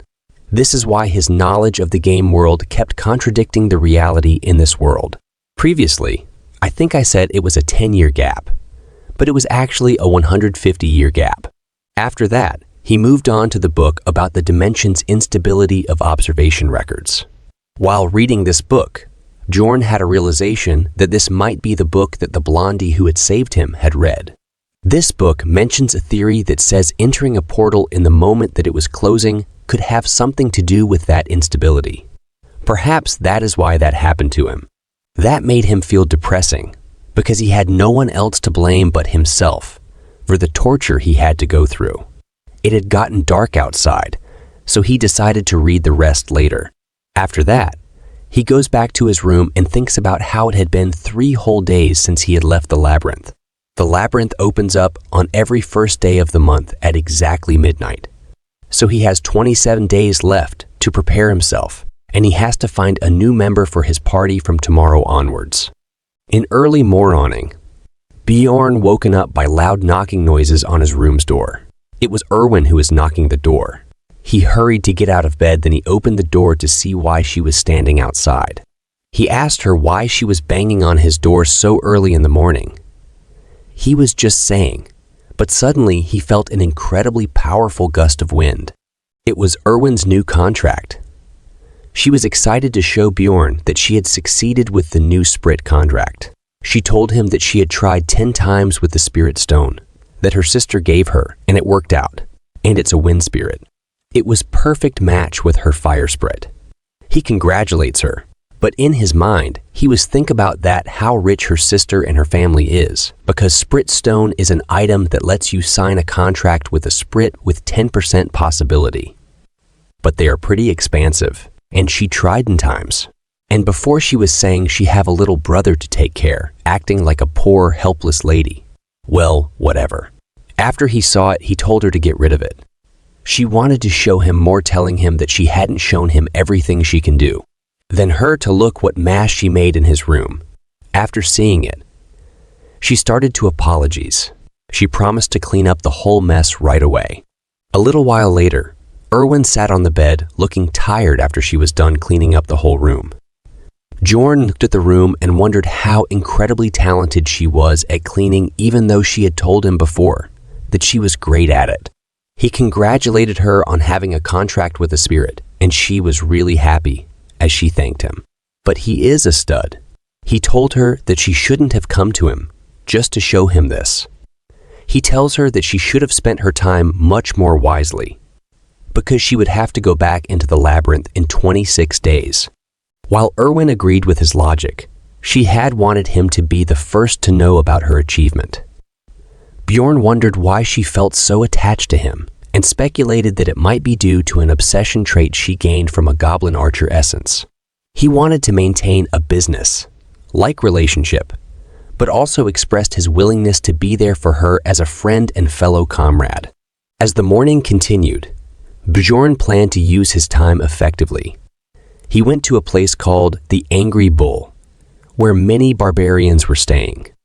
He was welcomed by cheers from the crowd, being recognized as the strongest warrior. Inside the inn, a barbarian warrior informed Bjorn that he could stay for a cheap price due to multiple barbarians sharing rooms. Bjorn revealed that he was there to see Feneline's third daughter. He was still forgetting the names. Then that barbarian corrected him, because Einar was Feneline's second daughter, and I think it is very important. Einar arrived to the scene, and that guy told her that Bjorn was looking for her.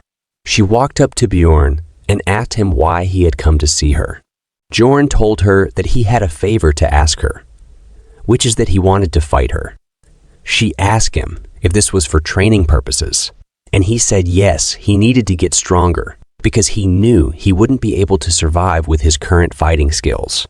Einar told him that it wasn't really a favor.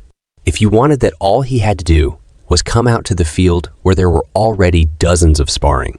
She told him that as long as it wasn't in the morning, she was ready to fight whenever he wanted. He told her that they should begin right away.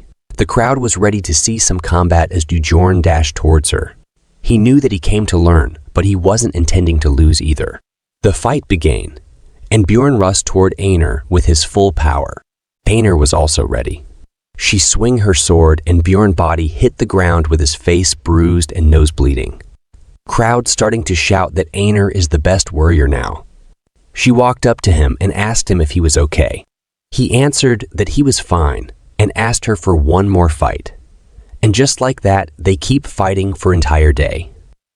They both are huffing like a dog. But Einar asked Bjorn that it's fine if he wanted to keep going, but she would like to rest for a bit. I don't know why, but to me it's looked like she is also from another world. It's just my thoughts. He told her that was enough for today, and asked her if she was going to go to the labyrinth alone next time around as well. And she nodded. She told him that she was too broke to form a party, so this was her only option. Bjorn immediately asked if she'd like to be his teammate, and he would keep 80 of the profits, but that he would pay for the party fees and everything. But in reply, she told him to shut up, as she had already heard enough. Bjorn stated to feel nervous. He was worried she wouldn't agree to be his teammate, so he brought up other ideas for her to stick around. But Einar just grabbed his hand and told him that she wouldn't understand even if he tried to explain it to her. However, she trusted him to join the party. He told her that he was looking forward to working with her. Next day, Bjorn headed to the Barbarian Shrine, a place of great importance to the barbarians. Here they saw the chief of the tribe. I like this old man's smile. He welcomed both Einar and Bjorn. Old man asked him if he had come to learn how to read and write like Einar had, but Bjorn denied it. He was not here for that. He was come here something more. That thing called the spirit seal, or more specifically, he wanted a spirit seal called the undead seal. In this world, every species have specific trait to them. Elves enter contracts with sprits in order to borrow their powers, and dwarves receive the blessing of armor, which increases the effects of all their items, and the beast people enter into contracts with ancient beasts called spirit beasts. As for the barbarians, they had the spirit seal. The chief got way too close to Bjorn's face, aggressively asking him how he even found out about that. The chief knew that usually that wouldn't be common knowledge to a young barbarian. So how did he find it? This had made the chief suspicious. But it doesn't matter though, since Bjorn had gone to the library to find out more information about the seal. So he told him that he read about it in a book, and that he had heard that spirit seals were greatly helpful in the war against the elves. The chief's attitude immediately turned. He told Bjorn that he was proud of him and Einar for reading books. He said that he had no reason to deny the spirit seal. Bjorn immediately wanted it, but before he could even finish his sentence, the old man told him the spirit seal would cost him 800,000 stones, as the chief looked almost giddy, knowing that Bjorn could never afford that. He looked at him like an accomplished person, almost as if he had won this scenario. Bjorn told him that he would pay for it, surprising Einar on how he could even afford that, because she was not there when Bjorn's stones counted. This was a careful plan by Bjorn, you see. Spirit seal was difficult to obtain at the start of the games because of its prices, especially because the higher your rank would get, the rarer the ingredients he would need on top of the already large sum of money. But now he have money. He dropped 4 bags, one bag, which had 500,000 stones, and the other 3 bags had 100,000 stones each. The chief was shocked this time, and he asked Bjorn about where Bjorn got that much money. But Bjorn had already thought of a reason to tell him. If the old man didn't ask, Bjorn would have been disappointed. So he began to tell him a story that he would love. About an injured elf that he found on the first floor. He told the chief that he used the elf as his slave and used her to acquire as many stones as he could. Then he fed her a essence and got even more money from her sister as payment. Those elves were completely helpless against the might of Jorns. Well, it's actually true if you look at it from other perspective. Old man liked it as he laughed out loud, claiming that he hadn't laughed this hard in years. What's more, a whole group of barbarians came around to appreciate his act, and Jorn liked the attention. Nonetheless, the old man had a reward for him. He liked Bjorn's story so much that he gave him 2 coins, each one worth 100,000 stones. So he made 200 zero stones by just telling a story. Jorn raised his fist in celebration, letting the barbarians hear what they wanted. He loved the attention. He felt good inside when they gave him compliments. Let's learn a bit more about the spirit seals. You see, spirit seals are strengthening techniques. They make the body absorb the essence of magical ingredients and give the body a special power. The barbarians had a ritual of tattooing babies when they were newborn while their souls are clean, so that the soul pathways are still visible even as adults. This why all barbarians are tattooed. And here I am thinking that because they look cool with them. After that, as he sat in front of the shaman, guiding him towards the path of the spirit seal, he received one last warning. The shaman told him explicitly that there was no way out of this once he received this spirit seal. He cannot receive another kind of spirit seal if he chooses this path. Bjorn had accepted it. This undead seal is the essence of a tanker barbarian. So the shaman began the process by raising his needle at Bjorn's back. He knew that this was the right choice. He had played the game too long to not know this. Red rays of light began to pour out, entering the tattoos on Bjorn's back. He was starting to feel it.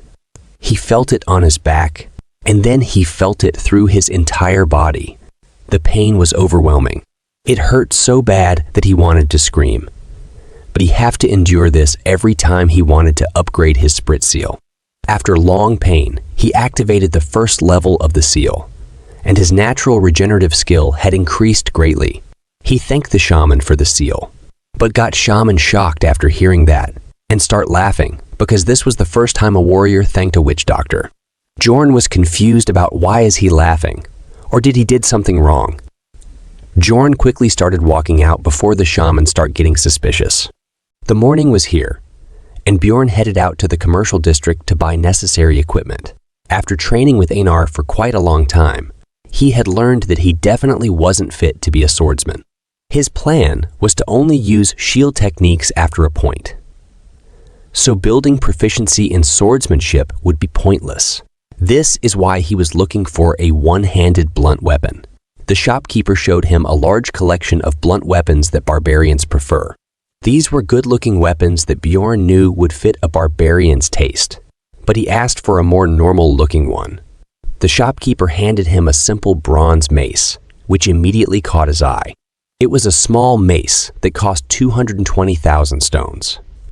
After that, he did some more shopping, buying himself a custom fit helmet and a half armor plate that fit him perfectly as well, which cost him 530,000 stones. Now he was left with only 50,000 stones.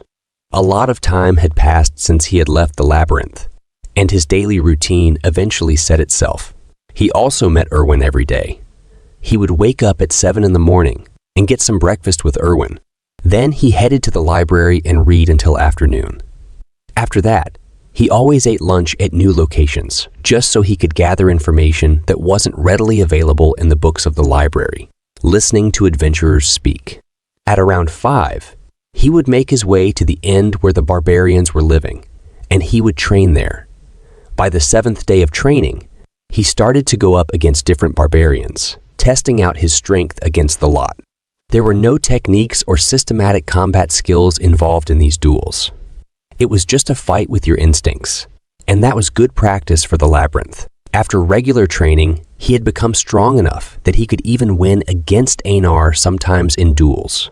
During the duel, She would compliment him on his skills improving. Although when he beat her, he would tell her that she had a pattern of fighting, but since it was habitual, Einar had a hard time changing her patterns.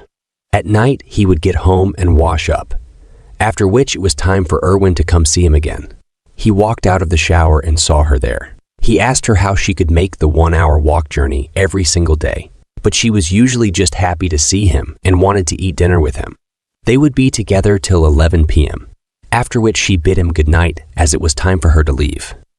After that, she stood there for a second, looking back at him and telling him good luck for the labyrinth, because the day was almost there. They were going back in tomorrow. As he wished Erwin the same for her time in the labyrinth, Bjorn realized how quickly the time had passed. There were only 24 hours left before the labyrinth gates opened. I clear it to you if you are confused. Bjorn can't see these pop-up windows. The next day at 8:10, they went to the Explorer Guild to receive the Unity magic. They arrived inside the building and walked up to the counter. He asked to receive the Unity magic. The cashier lady looked at them and wanted to make sure that it was just the two of them. Bjorn acknowledged it, telling her that she was correct, and in return, she told them to place their hands on the crystal. As they put their hands on the crystal, the lady proclaimed that 2 rank 9 explorers would have to pay 15,000 stones. It was an expensive fee considering that this was just a one-time use thing. However, it was a necessary thing to get. The Unity magic had only one purpose. It existed so that you would spawn at the same spot in the labyrinth as your teammate. Bjorn asked the woman at the counter about what determined the rank of explorers. She told him that they judge it by the amount of essence in one's soul, which made Bjorn curious if the price would also increase with his rank. The lady told him that he was right and that it was only valid for 24 hours from now. Anyway, after they got their Unity magic, it was time to go and eat. Einar looked like she was in love at the look of the food, wondering what the hell this was. Well, Bjorn had ordered the most expensive meal at the tavern as a last feast before entering the labyrinth. He told her that this meal cost 800 stones, as she drooled at the sight. He told her to try it, and just as she took one bite, it was all well worth it. It was almost as if she found herself to be in heaven. It felt like a dream to her. The food was way too good. This meal had motivated her. She wanted to work harder from this moment onward so that she could earn a lot of money and get this meal every day. This makes Bjorn think about what she is eating until now.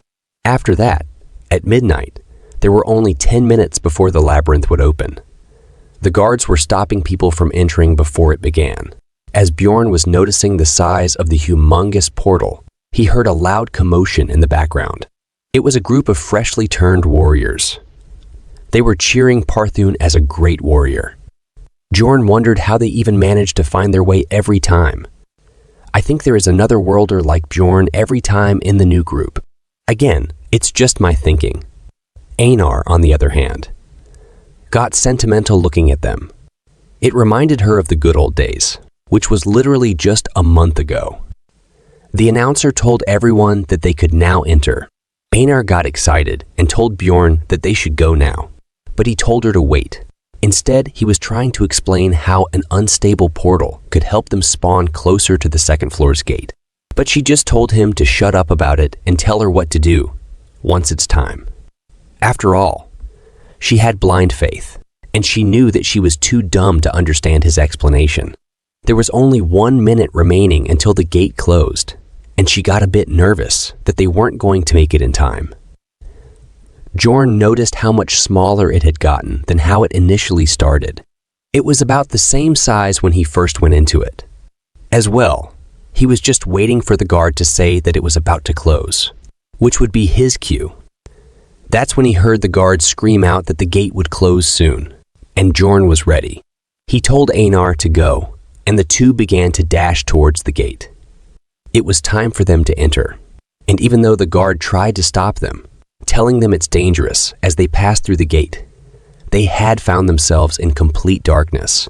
As Bjorn opened his eyes, he knew that he was right. Bjorn was right. It was the dark region of the first floor, which made Einar panic because she couldn't see anything. He came prepared, though. He had brought torches with him this time. As he entered, he saw a large concrete slab, which made Einar a bit confused as she asked him what that was. Bjorn explained that this was a monument, which they can use to open the portal gate to the second floor. This time around, they weren't going to stick around on the first floor at all. They were going to the second floor immediately. You see, beyond the barbarian, Bjorn was an expert gamer, and every pro needs to know how to utilize and exploit bugs. Bjorn opened the portal to the second floor, and after seeing this, Einar was in shock. As I explained before, Bjorn gained 2 experience points because he opened the portal first. And because of this, Bjorn's level increased, and he is finally level 2 now. And also, the maximum capacity of essences has been increased by 1. Let's talk about this later. Both of them entered the second floor. Einar asked Bjorn how they got here so quickly. The chief said that it takes at least 3 days to get to the second floor. Bjorn answered that he read about it in a book. Einar complimented him and said that he is amazing. This time, the second floor they came to isn't the Goblin Forest, but the Land of the Dead. Then Bjorn asked Einar if she is feeling something. She asked what he is saying. Then Bjorn told her that it feels like something is filling his entire body from inside his veins. After hearing that, Einar congratulated him and told him that his spirit status must have gone up.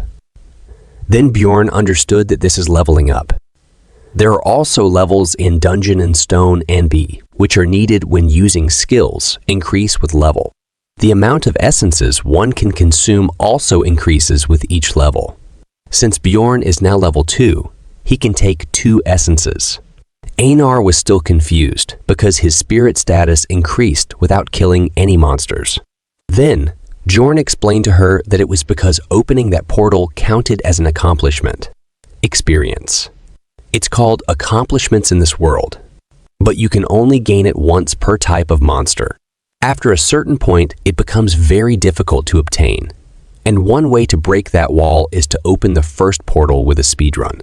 The experience earned from opening the portal doesn't stop after the first time, so if used well, it's an easy way to gain experience. So, he has to keep this trick a secret. So, he told Einar that it's a secret. So if anyone asks, tell them that it took them 2 days to get to the second floor. Einar was confused, but she agreed. After that, they moved out from there before the experienced explorers get there. First, I was thinking, why is his helmet weird? Now, I understand why. So, it is used for holding the torches. It's quite practical indeed. Then Einar touches Bjorn's helmet, and it's not hot. Then Bjorn explains that it's because torches are magic tools and stay on for 3 days once turned on. That's why it's possible to use them like that. If not, Bjorn's head will be roasted alive. The Land of the Dead has stronger monsters on average than Goblin Forest. However, there are no traps, so it's less tricky than Goblin Forest. In other words, this place is much better for 2 barbarians. Einar saw the ghouls. There were just 3 of them because it's just the first day. There will be about 3 times this amount on the 3rd day. This made Einar excited, so she decided to take care of them herself, and she finished them in a single swing. After that, she started boasting, saying that the second floor is easy. Then suddenly, a sound of laughing and screaming came. She got scared and held Bjorn's hand tight, asking him what that sound was. Then, Bjorn explained to her that it was a banshee, a ghost monster. They don't attack first most of the time, so it's best to ignore them. And even if they try to attack them, their attack won't work on banshees anyway. Plus, if they attack first, they'll be cursed, and the banshees will be after them until they're out of the labyrinth. After hearing about the curse, Einar got too scared and started praising Bjorn, saying that he was a wise warrior or it could have been bad. Then suddenly, a sound came from behind her, and she got so scared that she almost choked Bjorn to death. But thankfully, they were just skeletons, and she is back to her normal self again. Bjorn tried to give her advice to go for the core, but she completely destroyed them and then asked him if he was saying something. What can poor Bjorn say now?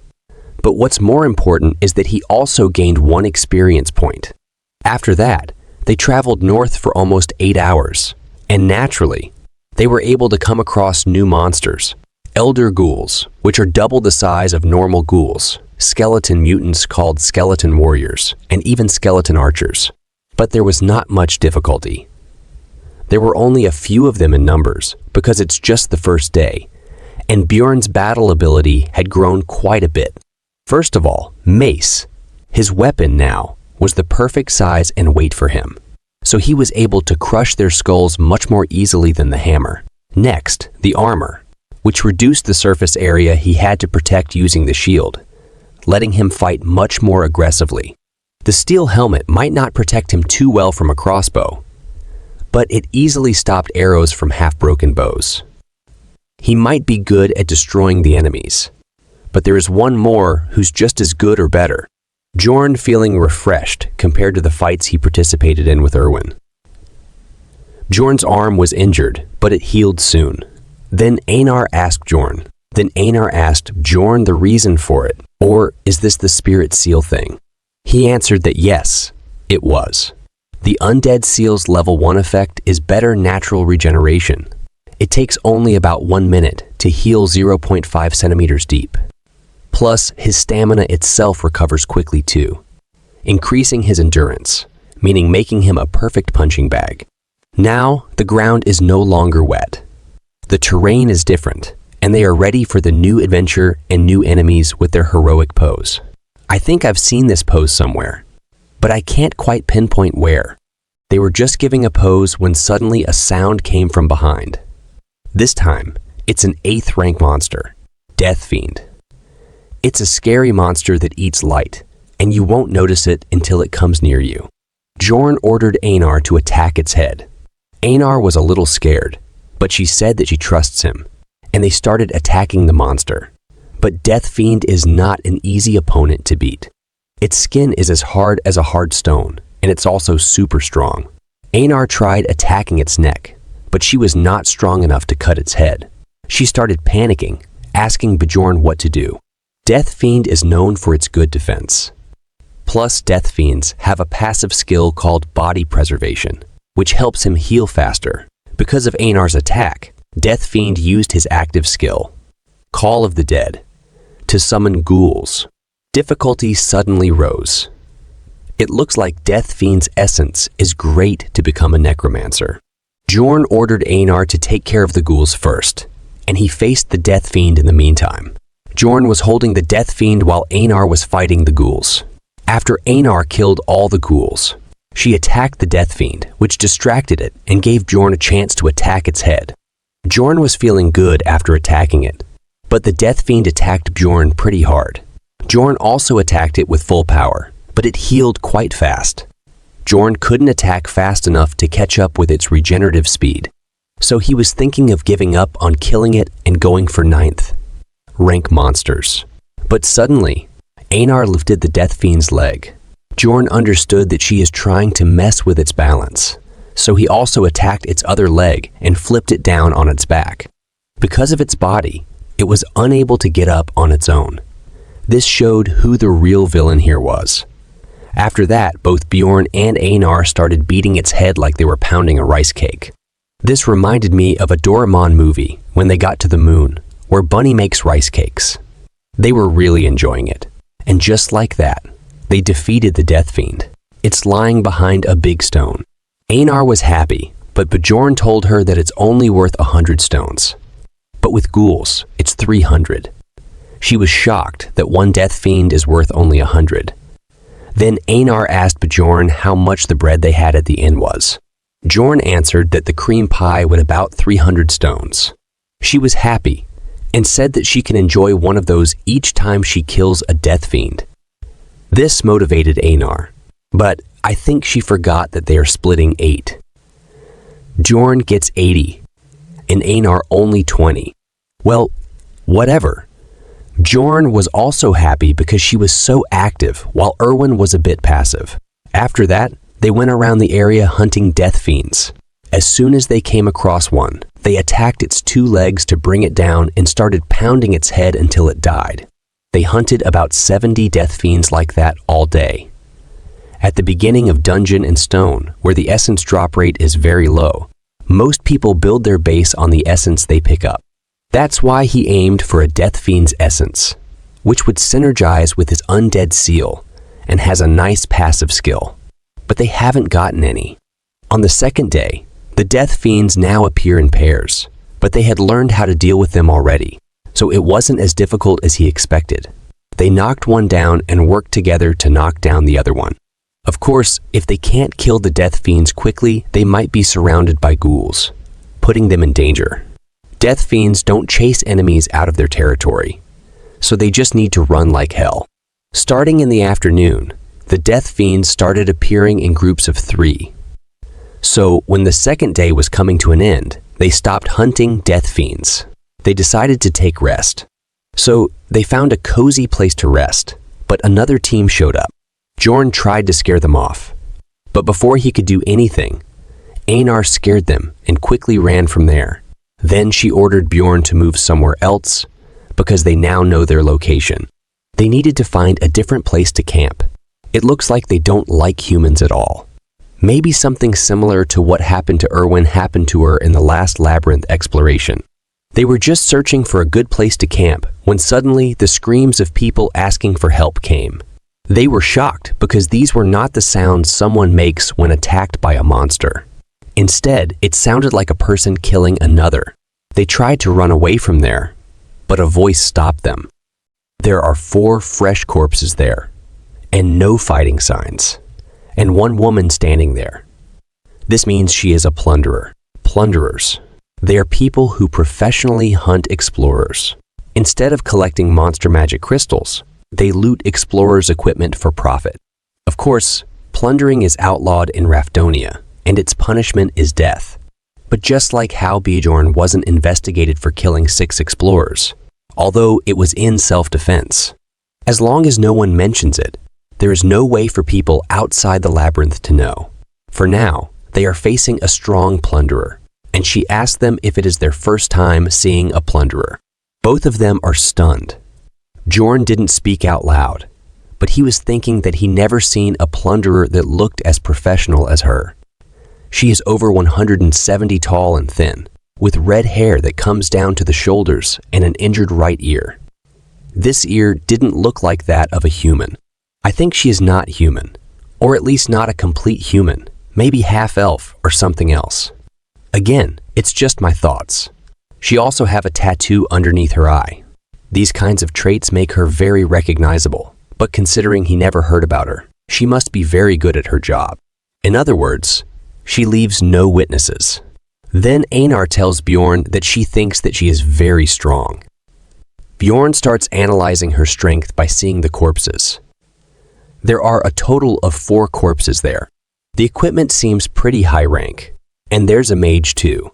They must be explorers active, on at least the 5th floor.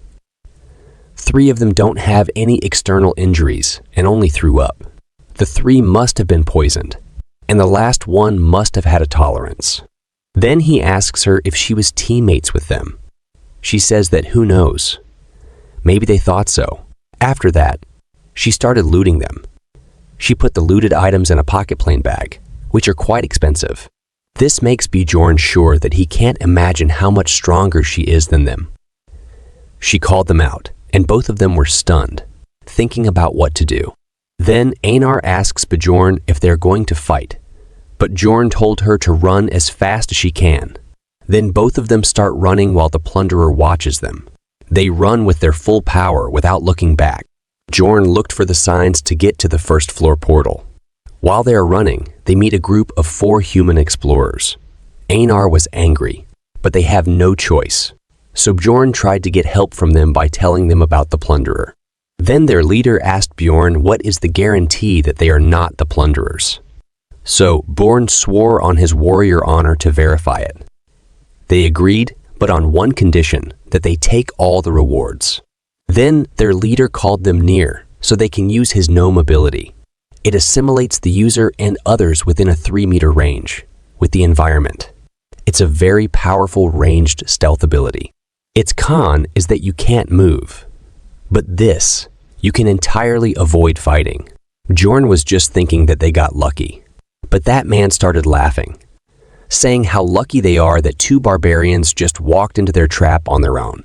That man used the stone golem's active seal suppression on them, so they can't move now. To get free from it, they need to take damage. Even just 1 point will be enough to be free from this. They started looting Bjorn and embarrassing Einar. Bjorn was angry. After looting Bjorn, they decided to finish Bjorn in a single hit, but Bjorn didn't want to die like that. So he focused all his mind, and as soon as the blade hit his neck and he took damage, he bent backward. After that, he killed that man and threw that blade towards Einar. It stabbed Einar and freed her from suppression. After that, Bjorn fell on the ground, unable to do anything, but Einar alone was enough to slice them up. She also looked very pissed to me. Their leader ran away from there. Einar wanted to chase him, but Bjorn was dying there. He was bleeding like hell. Bjorn was trying to say potion to her, but she started crying, saying that she will avenge him. But thanks to that, his mentality increased, which helped him keep his cool during the fight. After that, he drank a potion. It healed him, but it still left a scar. Thanks to his undead seal, he is alive. But Einar was congratulating him, saying that he is probably the only barbarian with a throat scar. After they got the equipment, they started chasing the guy who escaped and caught him. Einar was very angry, but Bjorn stopped and said that they need his ability to escape from that woman. But suddenly, a poison dart came and killed him. It was that woman who killed him. She said that the fight earlier was pretty impressive. That means she was watching them all this time. Bjorn was afraid, but now that they can't run anymore, so he told Einar that they will face her head on. So the fight with the tick girl began. Are there still my horny friends there? Looks like many of your dreams are breaking, or there's still some hope left. Let's wait and see. So the fight begins. Einar swings her sword to attack her, but the plunderer dodged it. Then Bjorn attacked her after Einar, but she easily blocked his attack. Bjorn started thinking how much essences she has. So Bjorn decided to drop his weapon and grab her and ask Einar to attack. But suddenly he fell to his knees.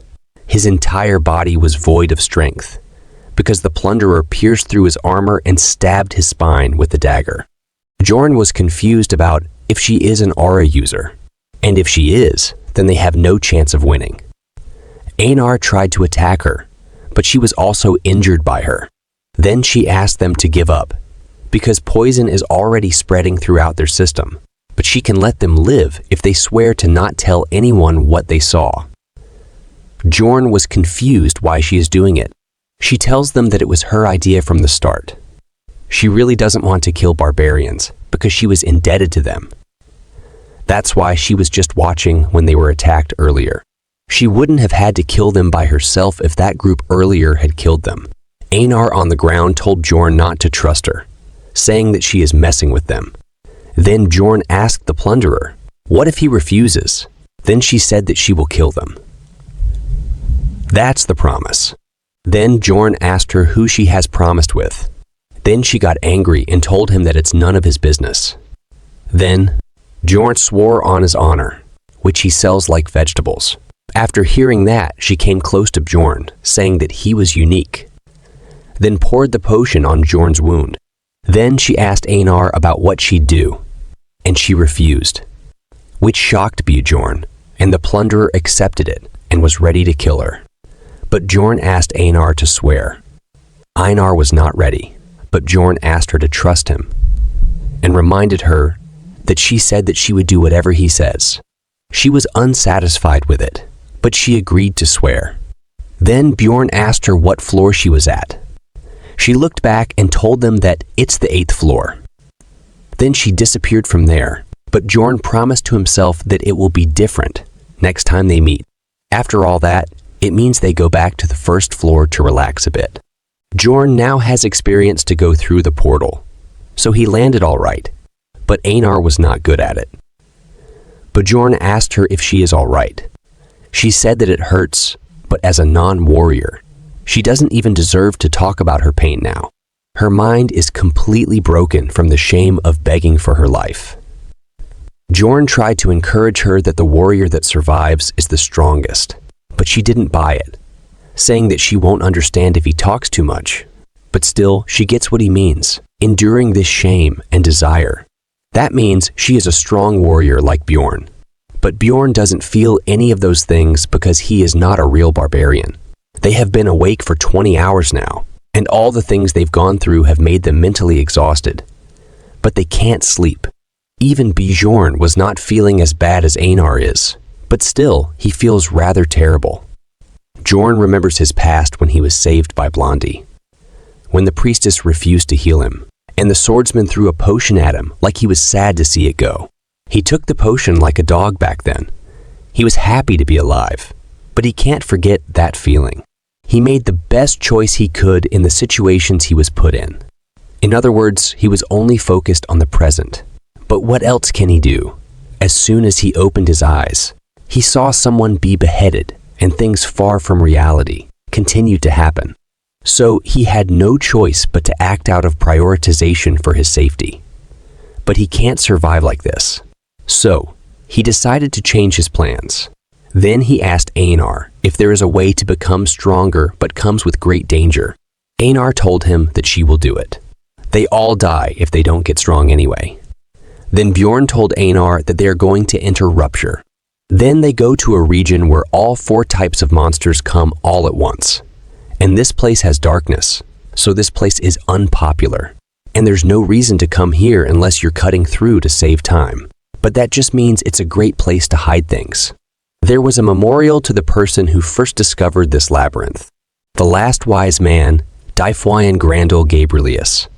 Bjorn told Einar that he is going to open a rupture, but everything that happens from this point onwards is a secret. Then Einar swore on her honor as a warrior and asked what a rupture is. Bjorn explained that it's a labyrinth inside a labyrinth. In the game, it's called an instance dungeon. It's a dungeon cleared by chosen members. The first floor rupture requires you to place the magic crystals of 4 types of monsters on the memorial stone, and with a magic crystal from an 8th rank monster from the 2nd floor. Then the rupture will open. The Death Fiend's magic crystals open an instance dungeon that's capacity is for 5 people. The difficulty of the instance depends on the party members. Now, who else will join them? Rupture. A labyrinth inside a labyrinth. It's a new realm that opens randomly on each floor. A cooldown time exists for ruptures. In order for the first floor rupture to naturally open back up, it needs at least 3 months in city time. But waiting around for rupture to open is very inefficient. So people began finding ways to force the rupture open. There are 4 ruptures on the first floor. The one they entered was the blood-tinted castle. Einar was shocked after seeing the size of the castle. Bjorn knew that it'd be the blood-tinted castle since he used a Death Fiend's magic crystal. But it's still overwhelming to see in real life. The good thing is that ruptures on the first floor are all doable, regardless of difficulty. Now, the important thing is who is going to appear. The members that will raid this place with them will be automatically chosen. From the space crack behind them, the first member appeared. Both Einar and Bjorn were waiting for this. For now, the scene shifts to Erwin. She was also on the first floor with her sister. She was complaining to her sister that it's hard for her to fight with just a dagger. Her sister told her that she needs to be able to defend herself without the bow or spirit. Erwin told her that Bjorn said that specializing in what she can do best is what she should do, and that an explorer's duty is to trust the team and fulfill their own role the best they can. Her sister told her that he is right, but the world is not that nice, and a teammate is just a teammate. Don't put such a high value on them. Erwin said all right to her, but in her mind, she still thought that Bjorn isn't a bad person. Then she asked her sister to go to the 2nd floor, saying that she bet Bjorn is earning a whole lot of money up there right now. Her sister told her that you can't go up floors just by hunting a bit on the 2nd floor, so they're going to enter a rupture. Erwin said that she thought that you have to be lucky to get in one. Her sister agreed and mentioned that there are quite a few experienced explorers who were unlucky enough to never have been inside one. But the last time it opened was 8 months ago, and a rupture cycle is 8 months at most. So the first floor's rupture should open soon. Erwin said that she understands, but Jorn didn't tell her anything about that. Her sister didn't say it aloud to not hurt her feelings, but she was thinking that it's to be expected. That Barbarian's a beginner too, after all, and that he's probably going up the floors in the most inefficient way possible. She was smirking while thinking all of this. What will be her reaction if she knew that Bjorn is already inside it? This reminded what happened at the end of the rupture. It's just giving me goosebumps. I'm trying my best to make the release faster. But for now, I can't do anything because it costs $10 per hour of video, plus my time. And until now, I am not get a single penny from this. But I promise I'll start uploading faster as soon as I start earning something. Maybe from next month, if you guys can support me in any way. For now, like Super Chat or membership, or on Patreon. I was still working on it, but I will give the link in comment or description for it. It would be great if you guys can. Let's get back to the story. Her sister asked Erwin to trust her, and she will make her unbelievably stronger than Bjorn in just a year. She was speaking, then suddenly the rupture opened in front of them. Both of them started running towards it. They almost entered it, but the rupture closed, and they were too late because someone else entered it, and the capacity is full. So the first party member is a dwarf. Then the second member entered, and it's a mage with a man to carry her luggage. Both Bjorn and Dwarf were surprised to see a mage on the first floor, but Einar was confused. So she asked Bjorn why a mage is that great, when the librarian also was a mage. Then Bjorn explained to her that the librarian was a 9th rank mage, and mages are an important resource to the city. So only those whose skills have been verified can enter. In other words, her being here means that she's skilled enough to have proved herself worthy. Does this mean we can see the librarian can become Bjorn's teammate in the future? It looks like many of your dreams might come true. The mage told Bjorn that he is quite knowledgeable for a barbarian. Then she introduced herself. She is a 6th rank mage, Alua Raven. If you guys don't know, the rank in this world is reversed, starting from rank 9 for both monsters and others. Some of you might think that the librarian is a legendary 9th rank mage from other stories' logic.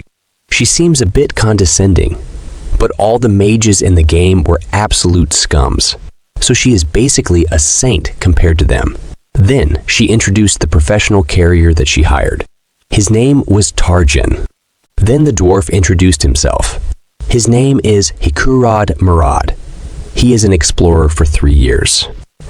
Then Bjorn and Einar also introduced themselves as Jandal's son, Bjorn and Feneline's second daughter, Einar. Did you guys also notice that Bjorn uses his father's name and uses her mother's name?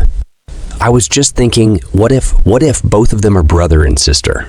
I know, I don't want to ruin your mood. It's just a random question that came to mind. Let's get back to the story.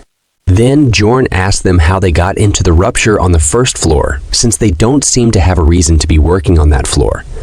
The mage said that she can't tell the details, but heard that a rupture is going to open this time. The dwarf said the same for him. They're not talking about the method, but this is ladder kicking. In simple terms, they are monopolizing low-level ruptures and preventing new explorers from getting in. Then they started discussing how to divide the loot. The mage suggested that the loot be divided among them, excluding Tarjan. The dwarf agreed and said that it's common knowledge to listen to a mage in the labyrinth. Since there's a mage in the team, Bjorn has to listen to her. The very person that convinced the royal family that evil spirits needed to be killed was a mage. Bjorn said that he agrees, but Einar disagreed with listening to orders from her.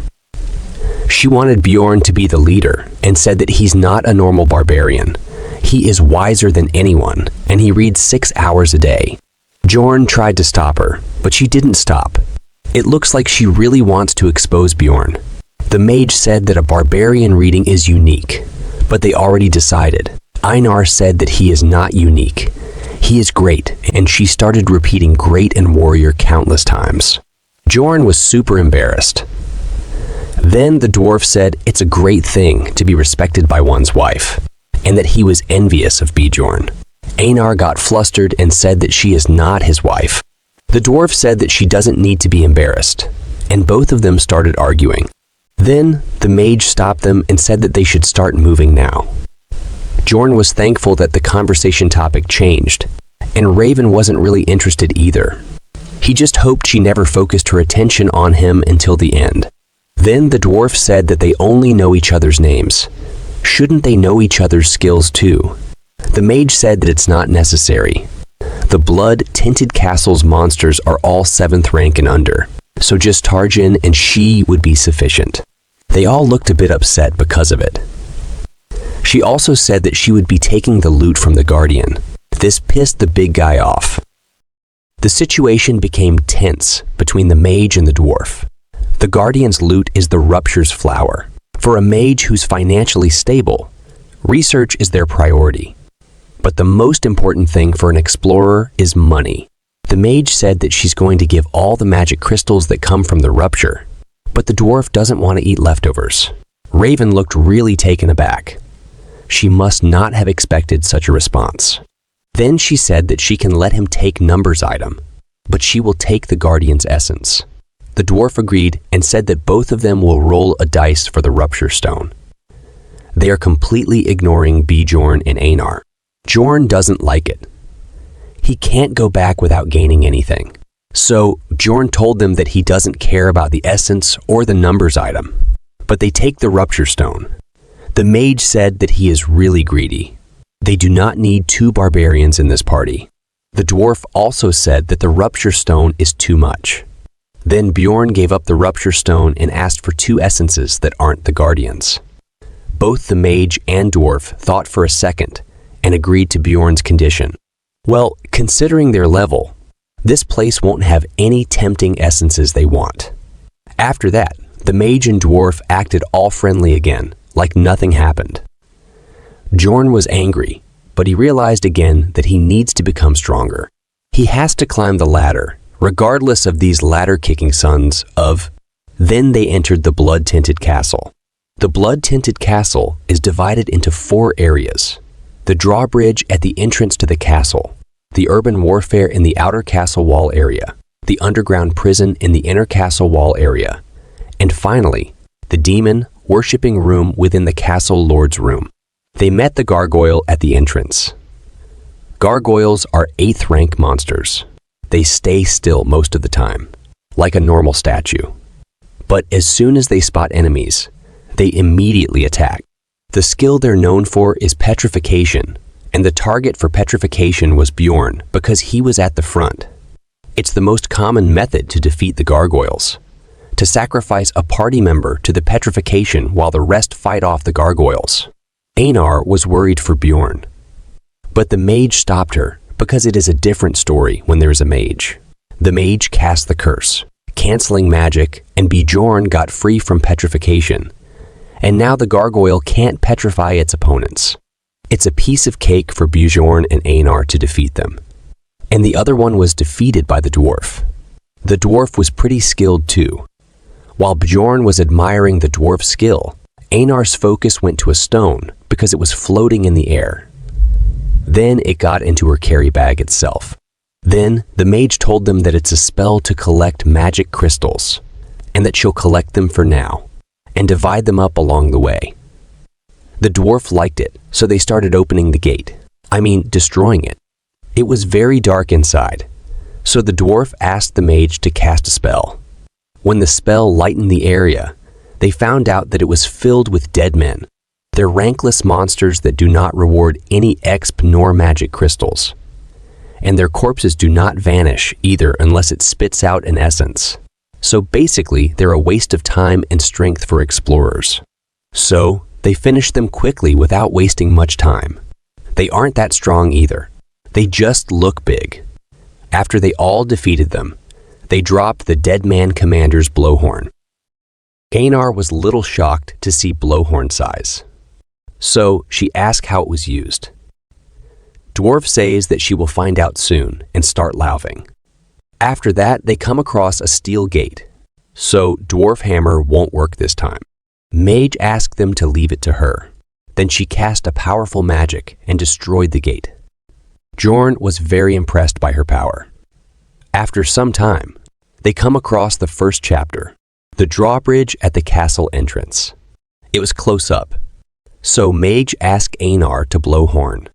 Einar was little confused, but she blew the horn. After that, the magic seal for the drawbridge activate and the bridge start coming down and also the red water beneath it. And there are countless deadman monsters in it. Mage asks Einar not to be afraid. Einar says that she is not afraid. This area goal is simple. You have to survive against endless deadman.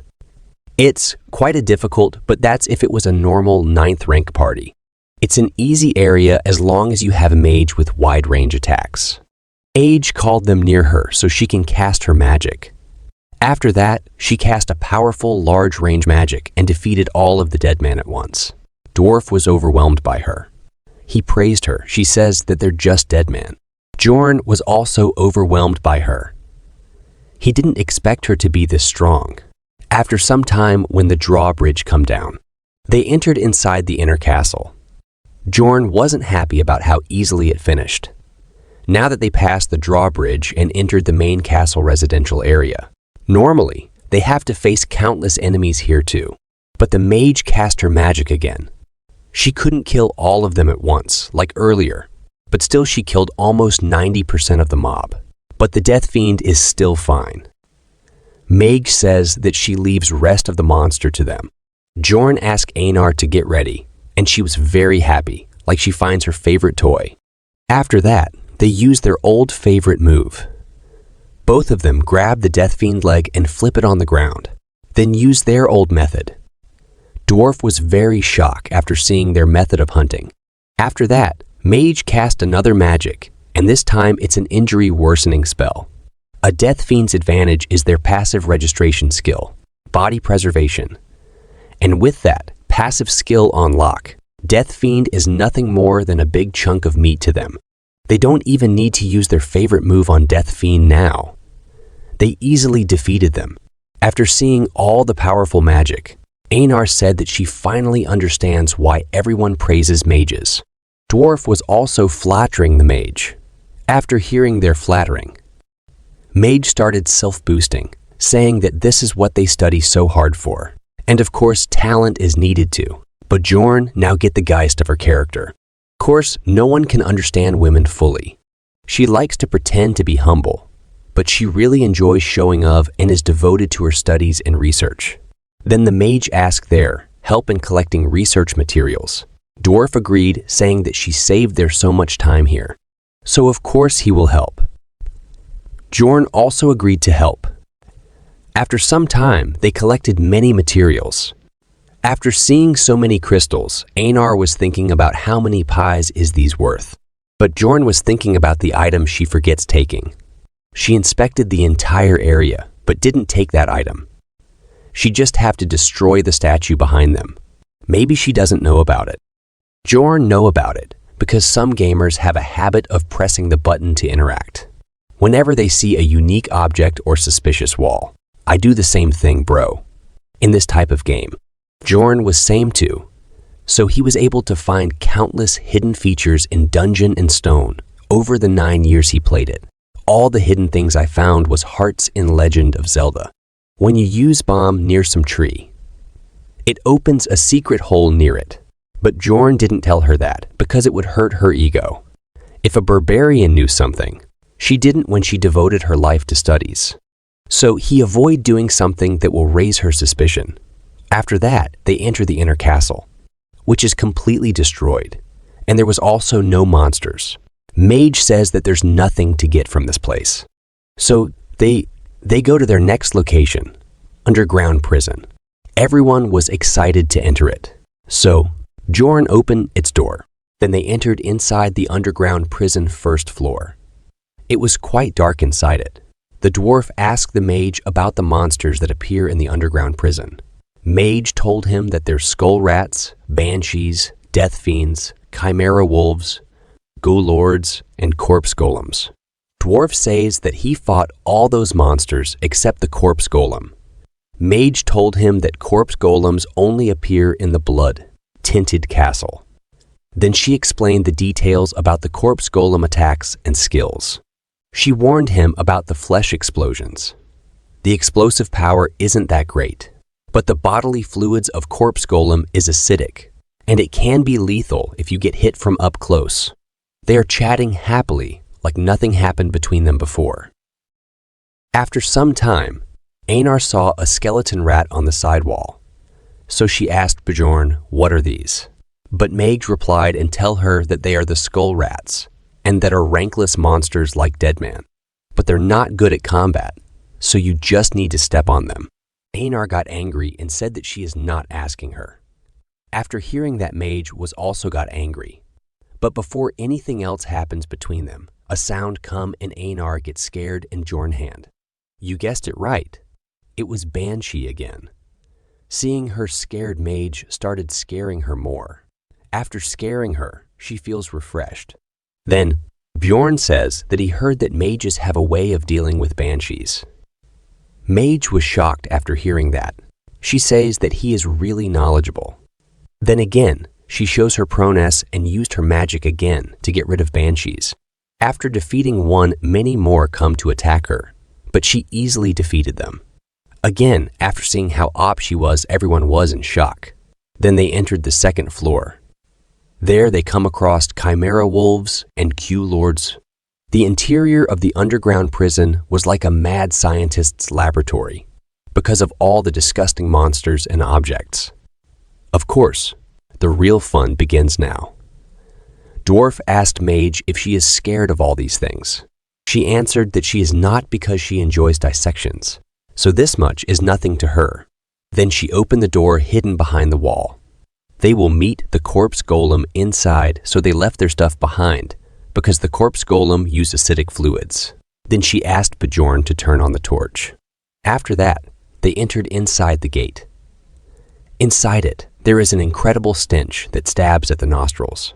Bjorn would have fainted right if it was in the past, but this has no effect on the strong body of a barbarian.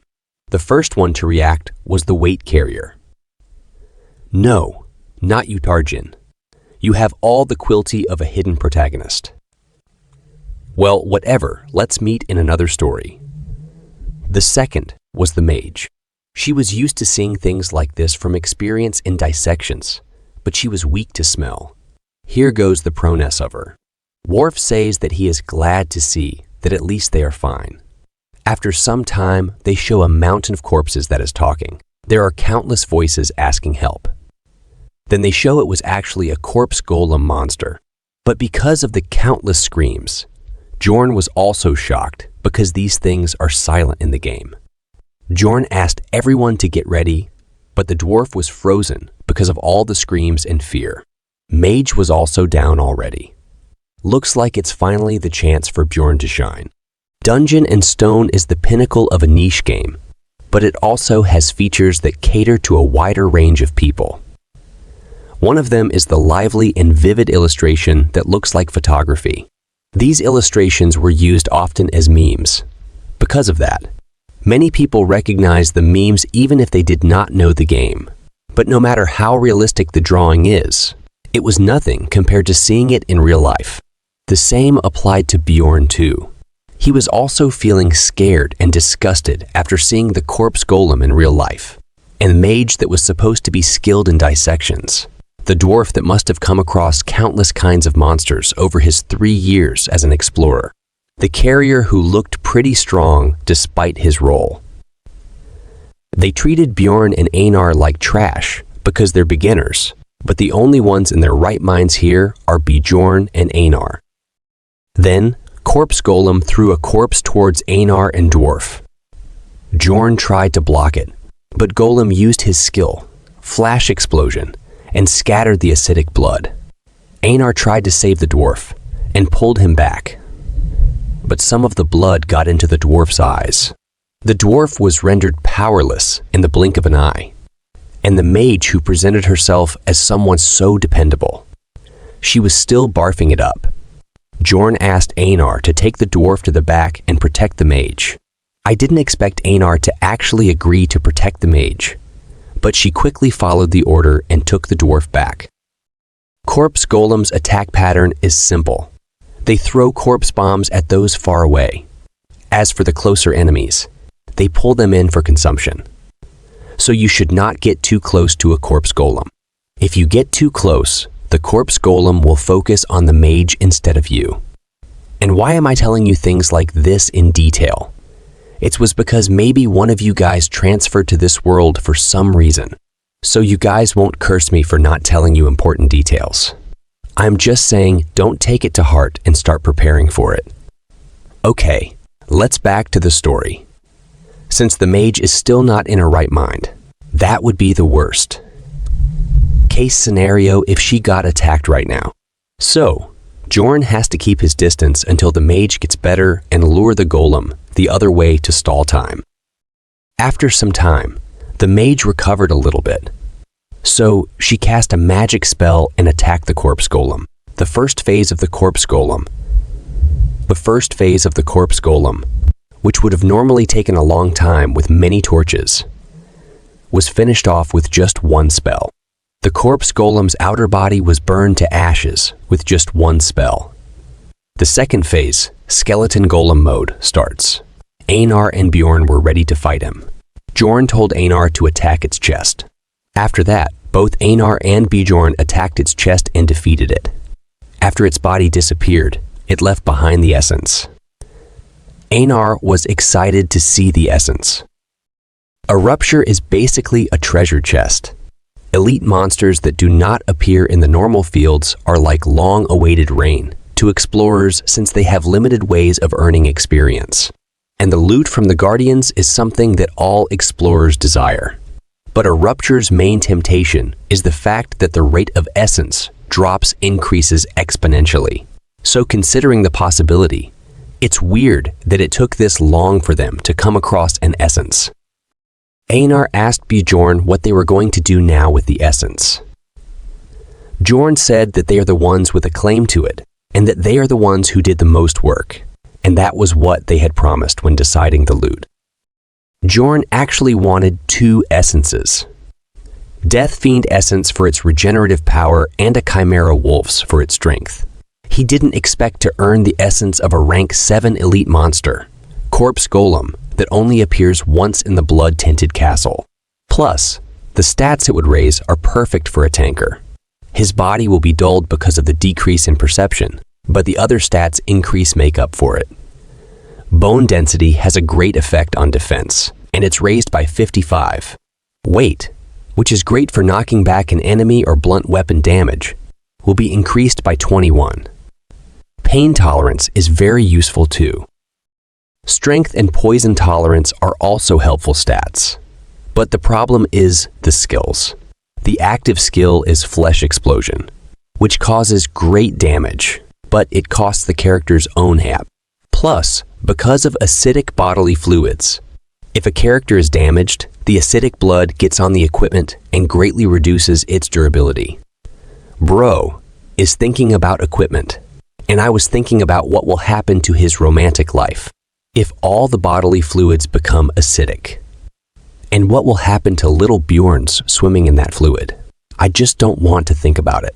I just don't like these skills. But maybe you guys have another opinions. Let's back to the story. In other words, a corpse golem's essence is great, but it's away at potion and equipment cost. Bjorn was confused about what to do, so he decided to just leave it for now and heal the dwarf first. An essence should stay for half an hour. After the dwarf was healed, he apologized and said that he was embarrassed. Then, Bjorn said that he was glad that he knows that, and reminded him that he would be dead if it weren't for Einar. The dwarf said that he knows and he was embarrassed, but as soon as he saw that thing, his entire body was frozen up. They almost wiped out by a middle boss because of mentality issues, despite having enough force to defeat the boss. Then the mage apologized too. But what the heck is Tarjin doing? He is doing things that's not his job, but Bjorn doesn't care about these things. What he cares about is loot. So he tried to get more benefits from the mage and told her that they got rid of the corpse golem. Mage said that she knows that, and she is glad that she forced herself to use that spell. She sure knows how to talk her way out. If Bjorn doesn't say anything, he won't get even a single cent out of this.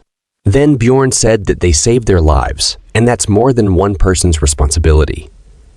The mage agreed with his statement and asked about what he wants. Bjorn said that they will take the rupture stone. For a moment, everyone became silent. Then the dwarf broke the awkward silence and said that he agrees. He would be dead if not for Einar. Mage said that she is against it, but if they come across the rupture stone, she will give him a fair chance. Bjorn was not very happy about it, but that's all he can get with his current strength. Then Bjorn threw his MasterCard and told everyone about the essence. After hearing that, everyone was shocked. Mage was the one who was shocked the most. She said that Corpse Golem essence is more rare than Guardian essence. There are very few of them she heard about, and even the Explorers Guild doesn't know its exact effects. Its rarity makes Mage excited. She wants to research its properties. Bjorn knew she would react like this. That's why he saved it for the real negotiation. Then Bjorn said that he has an offer. If she wants, he can give her the essence. But if they come across a Guardian essence, he will take it. This made Mage think about the offer. Then Mage said that there's no guarantee that the Guardian drops its essence. Bjorn said that he will take the risk. Then Mage agreed happily. She said that she is more interested in it than the Guardian essence. Bjorn was also very happy. Then Dwarf asked Mage if she is going to feed the essence to Tarjan because mages can't absorb essences. It looks like mages also have weaknesses. She answered that she will not feed it to him. Just the essence itself is worth researching, and she took out a test tube. That's a very expensive item. Unless you get an essence above 6th rank, it's not even worth the cost. Dwarf said that he is very impressed that she owns something so expensive. Meg said that she only has one. She used her only test tube to store a 7th rank monster essence. She thinks that it's worth a lot. After she takes the essence, she asked everyone to move out from that horrible place. Dwarf said that he was waiting for her to say that. After they come out from there and moved further down, they saw 2 statues. Dwarf asked Mage, "What are these?" She said that she can't feel the mana from them, and they're probably just normal statues. She also said that Lord Residence is right above, and they go there if it was not already. Then she started checking the status, and suddenly a book from the ceiling fell down. Dwarf asked Mage if she knew about this. She said that a book is a treasure that hands down knowledge, for boosting in front of the dwarf instead of just saying that she read about it in a book. And the book that falls from the ceiling is called Necronomicon. It's a magic text of dark magic that's sold at a very high price. Bjorn was thinking of coming back later to pick it up, but she knows more than he expected. Mage said that she finds it on her own, so she be taking it. Dwarf agrees and says that they can't spellbend, so they can't carry it out anyways. Look at her awkward laugh. Because she knows that Necronomicon is treated as an item, so anyone can bring it outside without spellbending. Then she awkwardly hurried up everyone. Then they went around the devil, worshipping room hunting monsters. There are gargoyle statues, chimera wolves, and the second mini-boss, the Bone Knight. Mage was happy saying that they get lucky to meet the desire. Type Bone Knight. But Bjorn was not feeling good because she was right, and they got too lucky. 7th rank monster, Bone Knight. They have one of 3 attributes: hatred, sadness, and desire. The sadness type uses a fog that induces psychosis, so they are annoying to deal with. The hatred type uses soul slaying, which decreases levels, which are already too hard to increase, so they're the most difficult to deal with.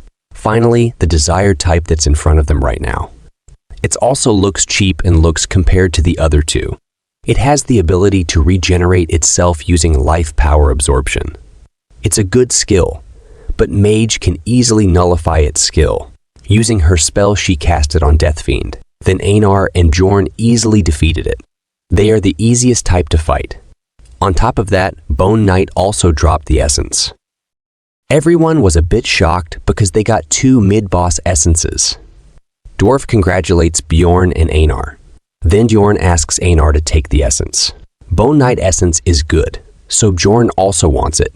But from a player's point of view, Einar should take it, because life power absorption works well with swords. And someday Bjorn needs to abandon his weapon.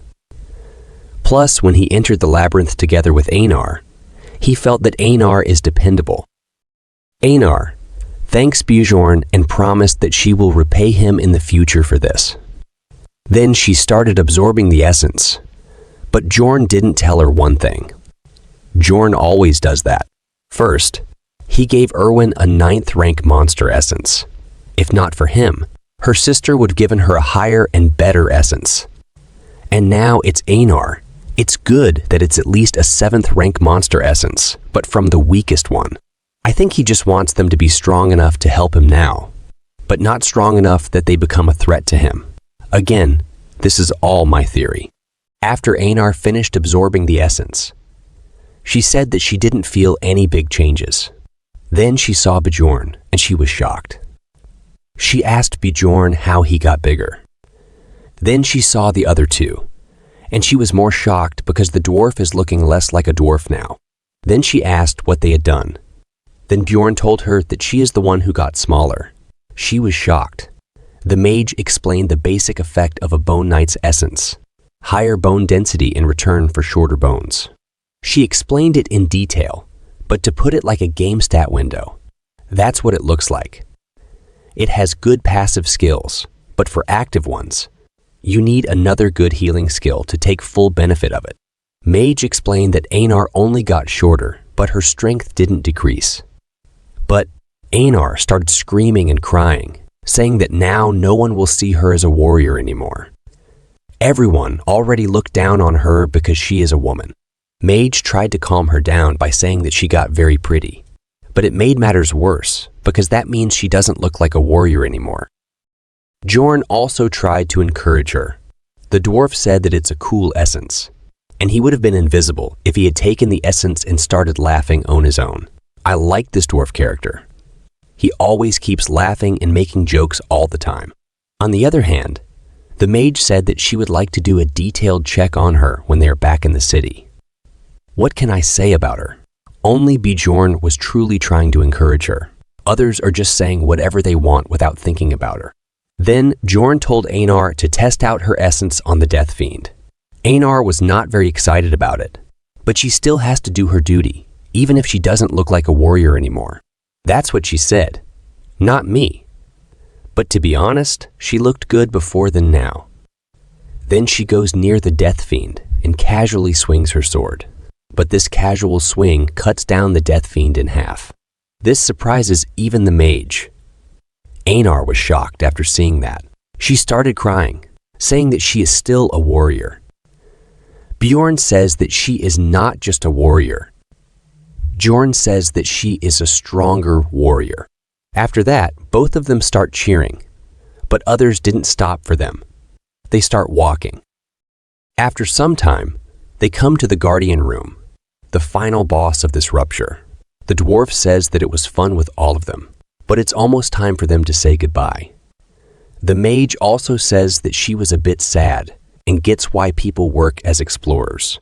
I think she didn't understand a single thing. People don't work as explorers because they have fun doing that, but because they have to earn money. Both of them are chatting, but Bjorn starts thinking that they got lucky. Einar got an essence. They also get the bigger share of loot because of the golem. But he was not feeling good about it because things never worked out this smoothly in his life. He was always sick and didn't have any luck in his love life, just like me. Then he was transferred to this world.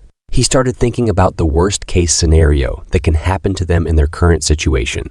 He was just thinking, but the dwarf started opening the door. Then Bjorn's focus goes to the door handle. Bjorn tries to stop the dwarf from opening the door after seeing the handle, but it was too late because the dwarf already opened the door. And the owner of the blood-tinted castle is awake. The mage was very shocked, because normally the final boss of the rupture is a death knight, but now there is a vampire sitting on the chair. After seeing them, the vampire said that he didn't see a living being in a while. Yes, this vampire can speak, and he is not a normal monster. Vampires only comes out in levels higher than the 6th floor, and even then, very rarely. It's not even a normal vampire mutant. It had intelligence and also has a name. Vampire Duke Cambermere. Let's talk a little about monsters' power or ranking systems. First, mutant variety. Just a fancy term used for a monster with the same base stats, but with a different class like the goblin archer and swordsman. Then there is advanced variety. Monsters whose ranks are higher than the floor's average. An example would be the Death Fiend. Bjorn saw it in the Land of Death, not in the Rupture, because the average rank of the Rupture is high. Then there is rare variety. Monsters you can only meet in specific ruptures like this, Golem or Mimics, which are hard to come across in normal maps. I think Mimic Essence will be great. I'm looking forward to it if Bjorn gets one. Lastly, there is the advanced variety named Monsters, with each individual possessing their own memories and name. After seeing the vampire, Bjorn told them to run as fast as they can. They run as fast as they can, but they're facing Vampire Duke Cambermere, a boss monster of the 5th rank that acts on his own. He's skilled in both combat and dark magic. The mage was very confused and said that an advanced mutant variety guardian never appeared before in this rupture. Even Bjorn, who has played the game thousands of hours, has never met the Vampire Duke. He only learned about its existence after watching a stream. Mage asks Bjorn about how he knows about the vampire because he told them to close the door before they even opened it all the way. Does her curiosity not stop even in urgent situations? Bjorn told her to run instead of talking, but she answered that she is not running. This pissed Bjorn, but he simply replied that he just had a feeling. In reality, he noticed that it because of the door handle's color. Bjorn tried hundreds of times to try and get the Vampire Duke by copying the player from the stream, but it never worked. He ended up re-watching the recording dozens of times before he noticed a small change. The only thing different in the recording was the handle color. The dwarf said that they can't get out without defeating the vampire, so why are they running away? Bjorn told him that they need to at least get to a place with sunlight, and he was explaining the reason. But suddenly the vampire appears in front of them, saying that they are very rude guests. Vampire Duke used spiritification magic to appear in front of them. Bjorn asks Mage to use magic. She was in shock, but she used her magic. It's a very powerful light magic, which stopped the spiritification before it completed. Spiritification is one of the dark magic spells used by vampires. It allows them to move very quickly, but their real body cannot move from its spot. But when using realization, another magic, they can move their real body to where the spirit is. It could have been bad for them if Mage didn't use her magic in time. Bjorn was a little relieved, but then Einar told him that the mage is also down. She suffers internal injuries, but Bjorn knows that a vampire's essence doesn't have this kind of effect. Then Bjorn realized that the Duke has a different essence because the video he watched was ended before that person could even do anything. So Bjorn wasn't able to see anything about the power or essence the Vampire Duke had. Still, Bjorn has various ideas as to what it could be. But the priority right now is to get out of the underground prison. Bjorn told them that they need to get out from there. Then the dwarf asks him how they're going to get out because only the mage knows the way, and she is down. Then says that he also knows the way out. The dwarf was shocked and asked him how he knows the way when it was also his first time in the blood-tinted castle.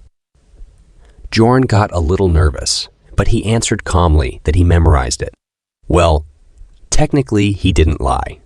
He memorized the layout because he goes to this place hundreds of times when he played the game. After running some time, they finally saw the exit, but the vampire also just behind them. They run with all they have towards the exit. Even the exit from the underground prison looks like the gate of heaven to them right now. Here, this is a small teaser of my story, and I want this story to move forward with everyone comment. On a crimson moon night, deep within the ancient forest, the haunting cries of newborns echo through the stillness. These are not ordinary infants. They are the half-bloods, as they are known in this world. These unique children belong to the Great Eastern Orc tribe, residing within the Great Alzara forest. They are the offspring of captured women from various races, taken when the tribe raids villages or ventures beyond the woods. In this world, such sights are tragically common, and nothing about it is particularly remarkable. However, in the midst of this routine, there is something, or rather, someone exceptional this time. I was a little confused about the origin of the main character in my story. Do I make him a reincarnator or something else? Also, I'm unsure about the system. I want to give everyone in the story world a status window, like many manga. But I'm not very sure, and the art is AI-generated, so it's not perfect. So please comment your suggestions. For now, let's get back to the story. The vampire is just behind them, and just like horror movies, they just barely get out when the vampire almost caught them. Thankfully, the sun was up, and because you all know the vampire and sun have spicy relationship, the vampire won't come out for the time being. They were huffing like dogs because of all the crazy things that happened to them. Then, the dwarf says that Bjorn really memorized the layout when going through it only once, and it's hard to believe for him that Bjorn only went through the coming of age ceremony just a month ago. Bjorn always tried to avoid these kinds of situations, but the dwarf and mage always come back to it. This time, he was saved by Einar. She said that he can do that because Bjorn is a great warrior. The dwarf says that he can see him becoming one in the future. Then he asks, what are they going to do because the sun is setting? Bjorn told them they have to keep moving, so just carry the mage for now. Tarjan said that she needs rest. Bjorn got angry and said that if he wants to live, then he should start moving and should protect the mage, even at the cost of his life. Bjorn intermediates him, so he agrees to keep moving. After some time, they come outside near the castle walls. This is the only chance for Bjorn to take the item from the statue he left before. So he told them that he is going to look around a bit until the mage wakes up. Then he broke the statue, and in it, he obtained an item called Vir Goddess's Tears.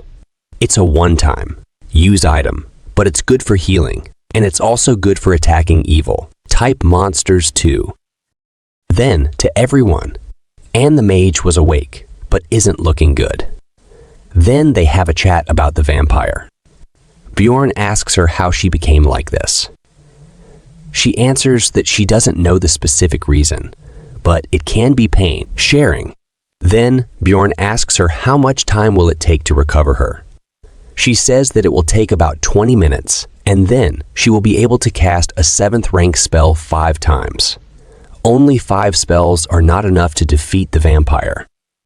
Then Bjorn asks her if she knows any sun magic, and after hearing that, the mage got angry and said that it's very rude to ask a mage about the spell they know. It's the same thing as it's rude to ask a girl about her age. Bjorn already knows, but so what? He is now a barbarian at the peak of rudeness, who doesn't care about manners except when talking to the king. After seeing Bjorn doing these things, she gives up and tells him that she can use Sunspot Sphere. Sunspot Sphere is a 6th rank attack spell similar to a Flame Sphere, but it has sun attributes. Then Bjorn asks her if she can use the attribute reinforcement spell with it. She says that she can with more mana, but it will take 10 minutes more. Bjorn said that he will hold him somehow for 30 minutes so she doesn't have to step in to help them. She agreed, but she was shocked and asked why Bjorn is acting like a leader. Bjorn says who else than if not him, and he doesn't care who the leader is. The mage says that's true, but she was just saying. But the dwarf started laughing and said that he is sorry for that, but he trusts Bjorn. And he has a good wand. It comes to seeing people's character. Bjorn thanks him while looking like a burning candle. After some time, the sun sets and night comes. The vampire is ready to calm his thirst. The vampire says that he can't control his trust after seeing them. Bjorn and team were also ready. They held him down until the mage finishes her magic. Vampire Duke is not going to wait for them. He takes out his claws and spreads his wings ready to attack. Bjorn told Tarjin to take Raven back and protect. Vampire comes flying towards them to attack, but the dwarf at the front stopped the vampire. The dwarf was holding his ground despite the attacks. That's all thanks to the first essence the dwarf has. A 7th rank monster, Iontro's ability weight balance. It makes you resistant to knockback as long as your feet are on the ground. It also comes with shock absorption, so it's a pretty good essence for a tanker. While the dwarf was holding the vampire, Einar tried to attack the vampire, but he dodged the attack. Still, Bjorn, ready behind it, attacked him. It didn't do much damage to the vampire, but on the other hand, Bjorn's hand felt like breaking because of the pain, sharing. After that, the vampire's body turned into crows. This reminds me of Itachi. Crows started attacking them. The dwarf stood in front to stop them. He used his second essence living armor skill emergency restoration to restore his broken shield. Crow's bombardment started on them like crazy. They stopped them from hitting directly, but the blood splattered everywhere and touched them, which created a sacrificial seal on their forehead. This is the skill of the vampire. It's not as bad as it sounds. This seal increases Vampire Duke's physical abilities temporarily as much as the number of the seals within a 100-meter radius. Vampires have 3 skills, which are very powerful in battles. The first one is the sacrificial seal. The second one is increases the regenerative power in proportion to the HP lost. And the third one, also the most powerful, according to me, is donor of the blood, which absorbs some of the opponent's skills when sucking their blood. The problem for them is that this vampire can use those 3 skills as well as dark magic. He can turn into smoke to avoid something like a sword attack, transform into crows to explode or summon monsters with blood. He has very overpowered specs as he's a high-rank monster. Dwarf was the first one to go down because he was at the front. Then the vampire starts attacking Bjorn. Then he asks Mage about how much more time will it take for the magic to be ready. She answers that it will take 5 more minutes. 5 minutes is too much time for Bjorn to hold. Now that the dwarf, who had been doing the most in the battle, is down, and Einar and Bjorn are already exhausted. Then Bjorn decided to take the risk and ask Einar to take the dwarf at the back. Einar was not ready, but Bjorn convinced her to fall back. Now what Bjorn is going to do isn't fighting. Instead, he is going to become a living punching bag for the vampire. He throws away his weapon and starts taking the attack's head on. The vampire stabs him, and he drinks the potion. He started using his own body to stop the vampire. This shocks everyone. Bjorn was planning to endure all of it by just using the potion. The pain potion itself is unimaginable, and the pain gets worse the worse your injuries are. Still, if something like the potion exists in the real world, it would be treated as a holy grail. He suffered so many injuries and drank so many potions that the smoke started coming out from his body. Bjorn still blocked an attack at his current state. It's a miracle itself that Bjorn did not pass out, but he still manages to block all the attacks that are aimed at his vital points. Mage says that this reminds her of something she read before, and that is that the real value of a barbarian lies not in their physical capabilities, but in their mentality. And she understands what that means now. Tarjin said that it's getting. They should get out from there. Mage asks him if he is out of his mind and where else they can go in their situation. There is only one way to get out of the rupture. It's to defeat the Guardian. Tarjin sure is hiding something. We never saw him fighting. Mage started thinking about what is she doing. Even the barbarian who has only recently gone through his coming. Eve ceremony is doing the best he can by making rational judgments. But she, the mage, was just sitting at back without thinking anything. Mage told Tarjin to help Dwarf, so Einar can help Bjorn. Mage started running her brain cells and came up with a plan that I personally don't like. She cast a bunch of magics like aim, assist, and target automatic aim. Then she threw the golem essence towards Bjorn. This gives Bjorn lots of stats boost, as I told you before, but I don't like the skills personally. But Bjorn looks like he is going to eat vampire. Now that Bjorn has absorbed the essence of the golem, the vampire's nails can't pierce Bjorn's bones anymore. He's annoyed, contemplating how he has to change his progress plan. He never wanted to take this essence. However, in the short term, things look optimistic. The meat shield that had been taking a beating from the vampire is now able to move, raising the possibility of surviving this situation. Though he can't endure the continuous beating. If this persists, he'll still die. Suddenly, a potion bottle flies towards his back, breaking and triggering an advanced heal that mends his injuries. It's all thanks to someone who started using their expansive potions on Bjorn. Thinking that if he keeps healing like this, he might be able to hold the vampire down. Bjorn jumps directly towards the vampire and hugs him tightly, entering what he calls immortal barbarian mode. Regardless of his flesh and muscles being torn, any damage heals in seconds thanks to the essence and the potions. The acidic blood of Bjorn gets in the vampire's eyes, hurting him. This infuriates the vampire, and he attacks Bjorn with full power, throwing him away. Einar comes running to help Bjorn. She swings her sword at the vampire, but he turns into smoke and escapes. As he flees, Bjorn jumps to punch the vampire's face, but the vampire dodges it at the last moment. Then, the vampire punches Bjorn in the guts with full power, causing immense pain. Einar tries to save Bjorn again, but the vampire dodges her attack, throws her away, and resumes attacking Bjorn. It seems the vampire has developed a personal grudge against Bjorn. Then Mage told Bjorn that the sunspot sphere magic is ready.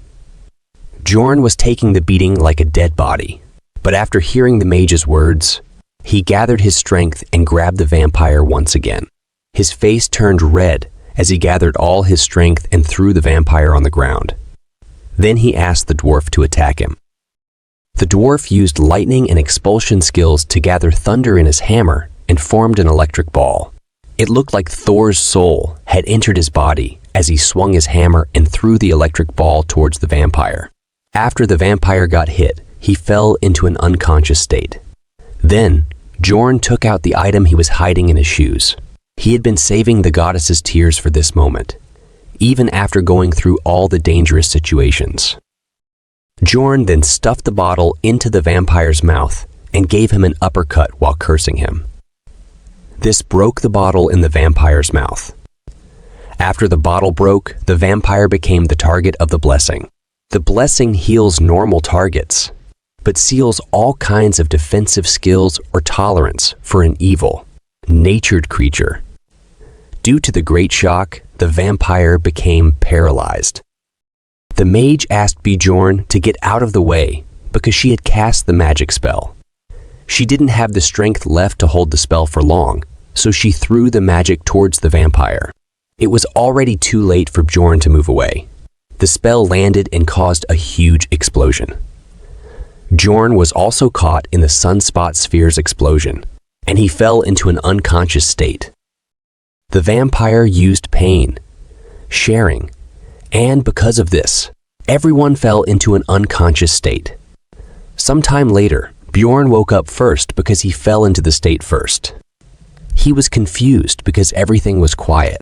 He tried to find if the vampire was dead, attempting to get a grasp of the situation, but his body was not moving due to the earlier attack. Then he saw the vampire. The vampire's body was in complete mesh, but he was alive. Thanks to the active skill Immortal and the passive skill Source of Darkness, the vampire's injuries were healing at a very fast rate. The passive skill, in particular, makes the user immortal as long as their heart is okay. Vampire injuries are all healing at a very fast rate thanks to his active skill. It's just an active skill in name, working like a passive skill. Jorn doesn't completely understand the situation, but he knows that everyone else was unconscious, and the vampire is recovering at a very fast pace. So there is only one thing for him to do. He has to kill the vampire before he wakes up. Jorn walks near the vampire. The vampire was still standing up even after that attack. His whole body is tatters, except his heart and his face. I think he protected his heart and face from the sunspot sphere using his arms, like how a boxer does. Looks like he cares more about his face than life. Jorn knocked him down on the ground and climbed on his chest. Then Jorn raised both hands up high and started bashing them on the vampire's chest with his full power. This didn't work much. So Jorn placed both hands on the vampire's chest and used the flesh explosion skill. This hurts Bjorn more than the vampire, but to go out alive from there, he has no choice but to use it. He used it continuously, reaching his limit. Soon, Bjorn's health reached below 1%, but he kept doing it. He was at the doorstep of death, knocking on the door with his full power.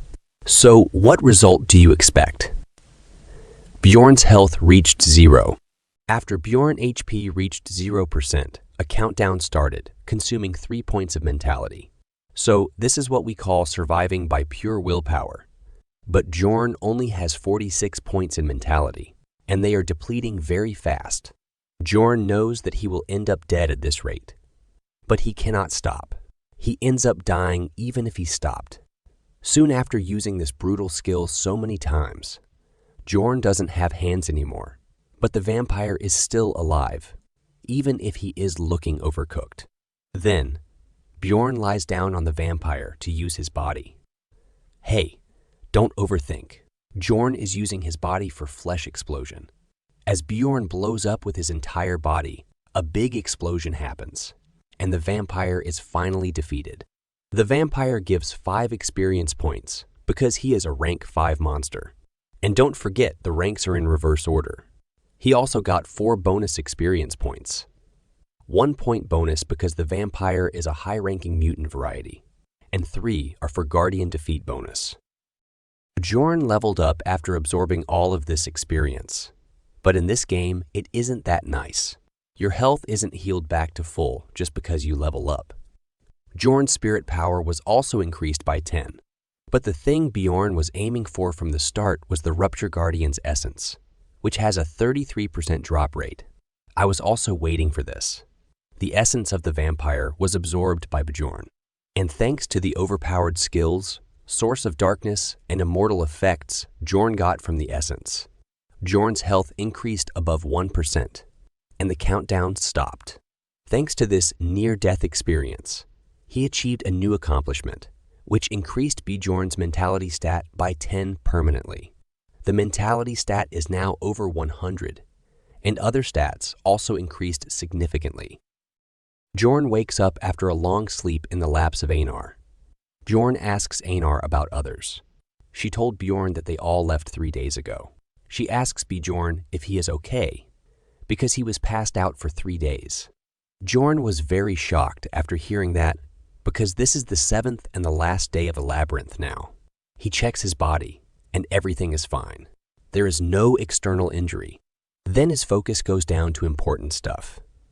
He screams and asks Einar about his pants because he was butt naked. Einar tells that they were already in shreds, and they were bothering her, so she just tore them up. She was talking about Bjorn's clothes, not something else. But I just was wondering why they are bothering her. Bjorn was very embarrassed because of it. Then she told Bjorn not to be embarrassed because she saw what a great warrior he is. It looks like little Bjorn was also a warrior. Bjorn was very embarrassed. So he changed the topic and asked about things that happened when he was passed out. She tells him that the numbers item was taken away by the dwarf, and the mage took the rupture stone. Bjorn was alive because he absorbed the guardian essence, and the other two took the remaining 2 items the guardian dropped. Einar said that they agreed to roll the dice for the rupture stone, but the mage was being so stubborn and refused to roll the dice. She said that she already in the loss. The dwarf said that she didn't care, but Einar couldn't accept it. Then the mage said that Bjorn took the best loot he could have gotten, so he won't be able to argue against her taking the rupture stone. Sounds like she's the only one who knows that he absorbed the vampire's essence. Plus, she gave him the golem's essence as well as all the potions she had with her, meaning she did lose things in this rupture. So he was not mad at all about the distribution of the loot.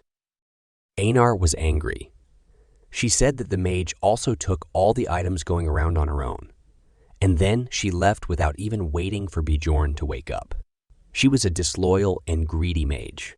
Einar was so angry that Bjorn has to take Einar's side, even if he doesn't mind it. So he told Einar that she is very dependable to make her happy. Then Einar asks if they should leave, but Bjorn says that there's something they have to do before leaving. There is something that's still here even if the mage took everything. He will make sure to take that thing. But before that, he needs something to wear. After they take that thing, they return to the first floor and then back to Raftonia. We don't know what that thing is yet. After that, Bjorn goes to the Explorer Guild branch for the stones counting. This time, there are only 230, 1,520 stones. It feels like a pretty small amount compared to the hardship he had to endure. But it's fine because he absorbed 2 essences. Then he moves his hand forward to take the stones. But the receptionist lady takes them back. She said that it's too much for a 9th rank explorer and asked what is in the backpack of Bjorn. Bjorn was confused about why she asked this question because they never asked this kind of question before. Then suddenly, guards come and surround Bjorn and tell him not to move and tell him that they will talk more in custody. Erwin had also just come out of the labyrinth. She was completely exhausted because she was hunting on the 3rd floor with her sister. She experienced the strength of the 7th rank monsters that she had never experienced before. Although it was just her sister that was fighting, the 6th rank monster they coincidentally came across, it felt like a proper adventure to her. Unlike the first one, where she was so busy trying to survive, she was excited to surprise Bjorn. She wanted to show Bjorn her new essence and was wondering if he would try it like last time. Even if that hurts, she was still excited to see him.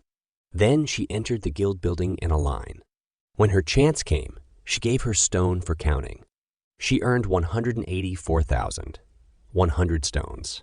The cashier lady got suspicious and asked her how she earned that much, despite being a 9th rank explorer. Erwin told her that she was with her sister. Then the cashier lady asked her the name of her sister. Erwin told the full name of her sister, which is Daria Wittember de Turcia.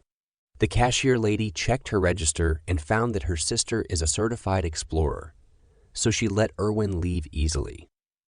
Then she went back home to take a shower. She was very excited to meet Bjorn, got ready quickly, and looked beautiful in her new dress. She couldn't stop her happiness. She wanted to meet Bjorn and buy him dinner with the money she had earned. She wanted to exchange experiences with Bjorn. When she reached the place where Bjorn was staying, and she asked about him, they told her that he still hadn't returned yet. There is only one meaning if someone enters the labyrinth and doesn't return when it's closed. Erwin didn't want to think about it. She refused to believe it. And just like a week went by, when she came again, she saw a man taking Bjorn's stuff out of his room. She got angry and asked them why they were taking Bjorn's stuff out of his room. That man said that he had waited quite a bit for her sake already and asked her what she thought it meant. She already knew, but she didn't want to believe it. But that man told her that he is dead in there. This broke her will completely. She was crying alone outside when her sister approached her. She said that she heard about him and asked Erwin to get up. She told her that she couldn't stay here like this. Erwin grabbed her sister's hand and told her that she wanted to become stronger so that she could protect the people she loved. This look could give anyone goosebumps. On the other hand, it was already a week since Bjorn was put in prison. He was charged with being a plunderer.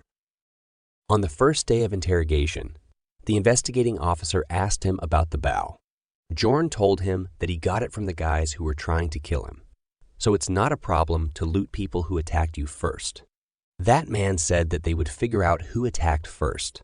He was going to imprison Bjorn just for this. Bjorn felt that something was off. It was an unwritten rule that they wouldn't question anyone without evidence, no matter what the explorers brought back. The man told him that the rules of the guild changed a few days ago. They decided to thoroughly investigate, starting with 9th rank explorers in order to minimize plundering. Life is hard wherever you go if you're a lower rank. They brought in guys with no connections, but who had a lot of loot like Bjorn. That man asked again where he got the crossbow from. Bjorn told him again about the incident where he was ambushed by a group of plunderers. Of course, he left the woman out of the story. People might think he was possessed if he broke the promise. Then that man asked if he was stabbed in the neck and survived, then saw the mark. Bjorn said that it's right here, but the mark is gone because of the vampire essence. After that, he ended up talking about the rupture, despite not wanting to. But instead of believing him, he started laughing, saying that he was bad at lying, maybe because he was a barbarian. He says, why would a vampire be in the first floor rupture? Bjorn got angry and asked him to call a mage so he could verify his statements using memory magic. That man said that they couldn't call a mage for a mere 9th rank explorer. Only 7th rank and up can request verification. Then Bjorn said that he would pay for it. He said that they would take all the money anyways when he dies. So why would they waste the money on something so pointless? And he would think about it if he finds a guild-affiliated mage. This is how his first day went. Then, 2 days later, a 9th rank guild, affiliated mage came and tried mental magic, but due to Bjorn's high mentality stat, the mentality magic failed. After failing, the mage said that they would have to call a mage from the magic tower. But that man refused, saying that he couldn't call such important people for such a trivial matter. Bjorn even mentioned Raven and the dwarf, but he refused to listen to Bjorn. If you've forgotten, Raven is the mage he met in the rupture. He asked Bjorn to give up and confess. He kept pushing Bjorn to confess until the 7th day of interrogation. On the 7th day of interrogation, he came very happily and said that he finally got solid evidence while showing the communication stone Bjorn got from the Crystal Union guy when he met with Erwin. He said that it looked like this was not the first time Bjorn was plundering people. He looked up the number on the message stone and found out it belonged to a dead explorer. He also got statements from the Crystal Union about what he had done. Then he told Bjorn that he would be executed in 3 hours.